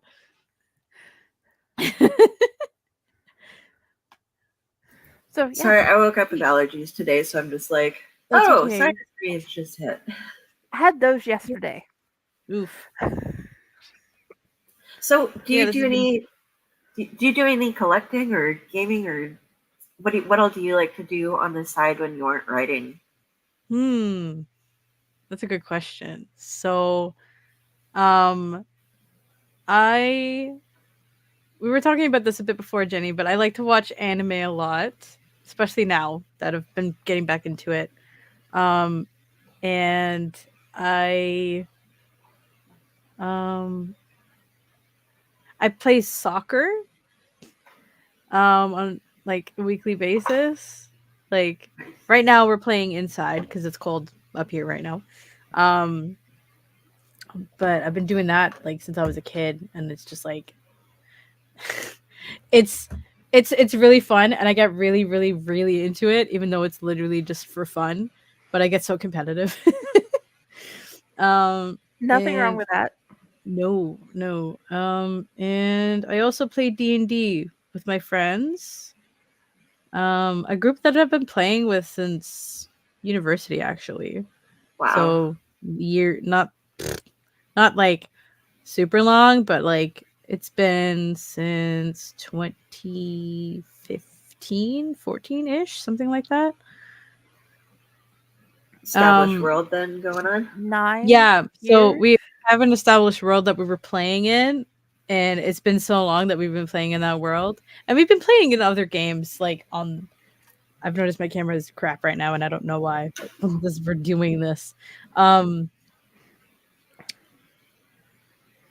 what was I saying? Yes, D&D. So we were playing Pathfinder in like one world, and then one guy was like, "Hey, I want to make this world where like this is happening." We're like, "Cool!" So we all migrated to that, and we played in that for like 6 years. And Wow, then like kind of on and off, and maybe delving into someone else running a game, and then someone else ran another game, and those kind of pittered away. But this game has kept going because like we're all just kind of like still into it. And with those characters, we're up to level 16 now. We got to a point where we can settle them for a little bit. They're legendary kind of now in the world, so they still have stuff to do, but we'll put them on a back burner to go to a different group of characters in the same universe. So it's like my DM has us in the Sword Coast for our original campaign, but now we're in something else that he kind of um made up to kind of be in the same universe. So we'd be like kind of doing the same thing but with new characters and we don't have to start from level 1. I love that. Starting from like level 5 or something like that. But yeah, no, it's been fun. But yeah, so I play D&D on the side. Um, and with those same friends, I just like play some games with once in a while. I do play video games. Um, I got back into playing uh Zelda recently. I have Breath of the Wild, but I'm stuck in it. But I've been playing Skyward Sword recently. I really like that one. Yeah, a lot of some social things, Oh, some nerdy things. All of it very awesome. cool. And socially nerdy things. Socially nerdy things. Yes. I like that my friends and I've been able to do things outside of D&D too. That rocks. Yeah. It's nice that they have online D&D setups though to make it so that you aren't just each like, here's my dice, Yeah, with like roll we d20 and moved stuff. I we don't know if you all guys. yeah, we do that for sure. We can't but after since we once school started ending for all of us, we went back to living in our own separate, you know, towns and stuff. So like Yeah. some of us live in like you guys wouldn't know these towns, but um like live up north. Some people like live like closer to Toronto. Some people live like in Ottawa, um like little things like in very far away. So it just at one point once we all graduated, we just started playing on Skype. Is not the like that as the way to talk to each other. I think we used some map system. I forget what we used before we started using Roll20, but eventually we went to Roll20 and then moved to Discord because that was a lot more reliable than Skype was. Um, and now we're Awesome. on to using second edition Pathfinder on Foundry. Yeah, Foundry is so convenient. That'll It be does one like we. everything for you. That's what we'll have to check out because we're thinking of doing a gaming thing with some of the Owlite people. So Yeah, I highly recommend Foundry if you guys can figure it out. sounds good. Yeah, Thank you for teaching us about that. I'm a wealth of random knowledge. Kanata appreciates it too. She's like, "Oh, I'm gonna come back again." Yes, we'll have to send messages when we get started, see what other ideas you have to add that we may be able to use. Because Yes. we, like you, are in multiple different places. She's in Nebraska, he's in Ohio, Raz is, and I'm in Texas. So I don't know if you know about any of those states, but you get the idea. I d- I know states. I am a I'm like well, I know you know the states, but I mean, I don't know if you know like the like I right now I have a picture of a very cold place with places far away in yeah. Canada, I but know you nothing probably about have like Canada. pictures of like I don't know what you picture for each of the states in your head, what they've taught you compared to what uh it is down here for what's taught, Yeah. you know? I am I am on YouTube, so I follow some YouTubers from you know, American states, right? So I follow Mhm. one guy who is in Texas and I think he's where is he now? He was at like blanking. Where that okay, this is gonna be a bad like reference to that place, but like the one where they had that standoff with that cult that was like Waco. Waco. He was in Waco for a bit. I love how that's what I know about Cults, I Waco. know it. He was in Waco for a while, but now he's closer to Houston. So if you guys know anything about like um it's a farm. I don't know, it's a rescue farm. Damn it. I literally just like Is he the rescue dog something. guy? Uh, no, I forget. Big ounce. Hold up. Urban Rescue Ranch. That's what it is. So Okay. he's based in Texas, and he has all this land that he bought and stuff, and he has like all these animals that he's rescued. Like he has Rhea, he has like ostriches, he has like two dogs, he has pigs, he has two kangaroos, and like a bunch of chickens and stuff. Like and he just vlogs about what's going on in the day, right? Like that new farm I think is just closer to Houston. How do you Um rescue kangaroos in America? because Um, people will bring them over as pets, then get or their for meat. butts beaten, or they will bring them over for meat. Yeah. And because they are feral creatures, and then they'll let them loose or leave them in the pasture just to do whatever. Yeah. Because people get Okay. scared, and then what they do, they just leave it alone after that and let it live or die on its own. Yeah. Because Okay. humans are weird. Humans are weird. Okay.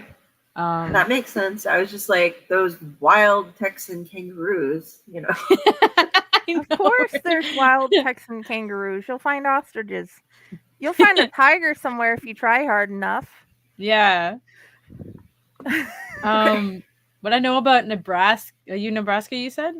Yeah. Yeah. What I know about Nebraska is that it does snow there, Yes, it and does. lots of people tend to regard it as a place that you can go skiing. Based on what I know from like Big Bang Theory, I guess.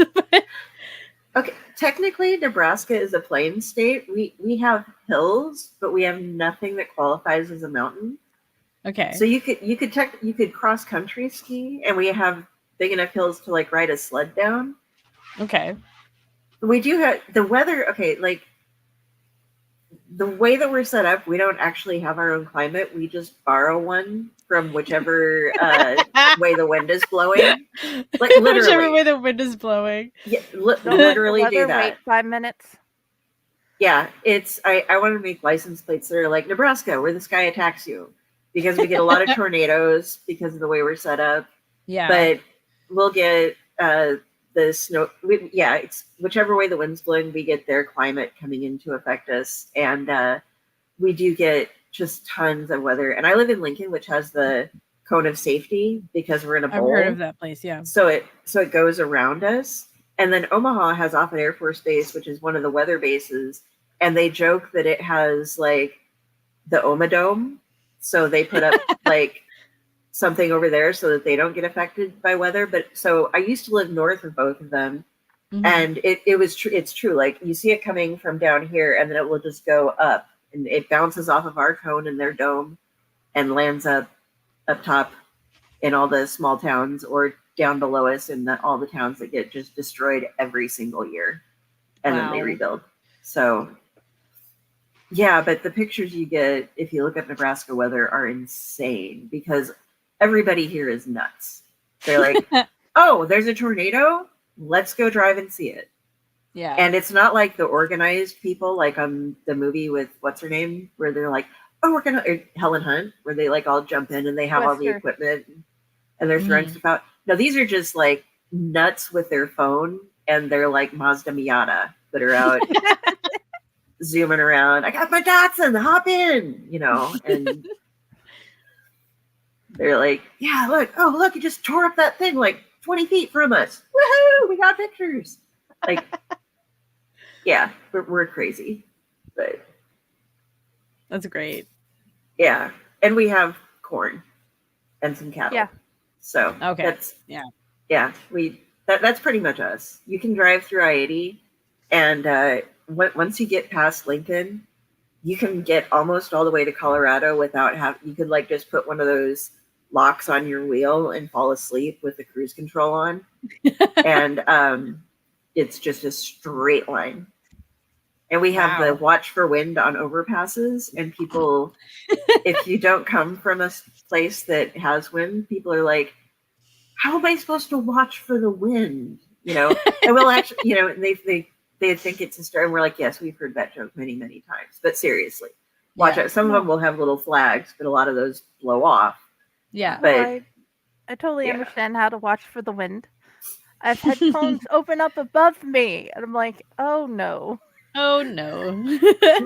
yeah. Or you see the semis that are like, you know, they start getting just moved over on the overpass. Yeah. Like, yeah, but that's what we mean, folks. You're gonna you're gonna get blown over. You see what the trees are doing?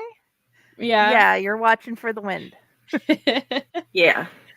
I've been blown backwards in Lincoln before. When I used to ride a bike to work, we have it, like I said, we very little elevation, but there's like some small slopes, you know, that I was going down one, and I was riding my bike, and I had my hair super long, and it would always be like blowing behind me, or it would blow ahead of me and like turn corners before I would get there. Mm-hmm. And the wind tunnels that we have that are built up downtown by the buildings are like so, they direct it so well that I was literally like standing up, pressing on the pedals to try to go forward, going on a bit of a downhill slope to get to work because I was being pushed backwards by the wind. That's in Those town. scary. tunnels are painful at times. Oof. Okay, guys, we are at Sorry. over 2 hours. I know Let's we've been going end it off. here, and oh yeah, please stay after. Okay, Kaitlin, and Okay. how about we tell each other, tell each other. Let's tell our guests. Let's tell the audience where to find us. All right. Well, my camera is like 1 frame a second, but we'll we'll do this. So my Instagram is at Katie Cuppy Cake. And I post a lot on there. My Tumblr, I'm like just looking that up. What are my names again? Is also Katie Cuppy Cake with 2 I's in Katie. So it's Kaiity Cuppy Cake with a K. And Twitter is about the same. Oh wait, no.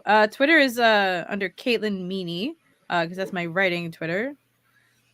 If anyone wants to see me posting my fan fiction there. Whenever I post fan fiction, I always, not really on Instagram, but I post it to at least Tumblr and Twitter. So follow me there. And yeah, keep a lookout for anything else I got going on. Okay. Awesome. Del. Hey, you can find me right here on the Owlite Network. I am pretty much always on Sundays when we do our Thank Cthulhu at Sunday rotation with either The Clutch or Owlite Society, Padded Cells, sitting around doing storytelling stuff. You'll find me on Tomb of the Terrible most of the time, which is currently every other Monday. I believe we're going to be rotating seasons here pretty soon. And you can look up this host goes by Carrie, Kari Sanders. Look for that on Facebook, and all of my other links are there with my author page and everything else. And when I'm not doing all of that, I am over on the Dorkening. I do splash pages over there and Midweek Geeks when we're up with it. This week on Tuesday, we'll be doing, we don't have any guests on splash pages, so we're going to be doing a read and compare of the Dick Tracy cartoons with the movie and bringing you a lot of news. So hop on over if you'd like to. That sounds awesome. I think it's going to be real fun. It sounds awesome. It does sound awesome. And Jenny's everywhere. Yes, I'm everywhere. I'm on the Owlite. I'm on the Fake Horror. I'm on, my main stuff is on Friday with the Library in the Blue Box. My group is Friday Blues Disorganized Library. And if you talk to Dell, if you message on her page, you will odds are get me, and then I will send your message to her or answer to the best of my knowledge or pretend I'm her, whichever happens first. So yeah. Thank you guys for being here, Kaitlin and Dell. You have made it a wonderful night. Thank you for having us. And me. Bye, Radikoff. Ratatosker. Tosker. The name of the squirrel is Ratatosker. Okay. Yes, indoor squirrel. Indoor squirrel.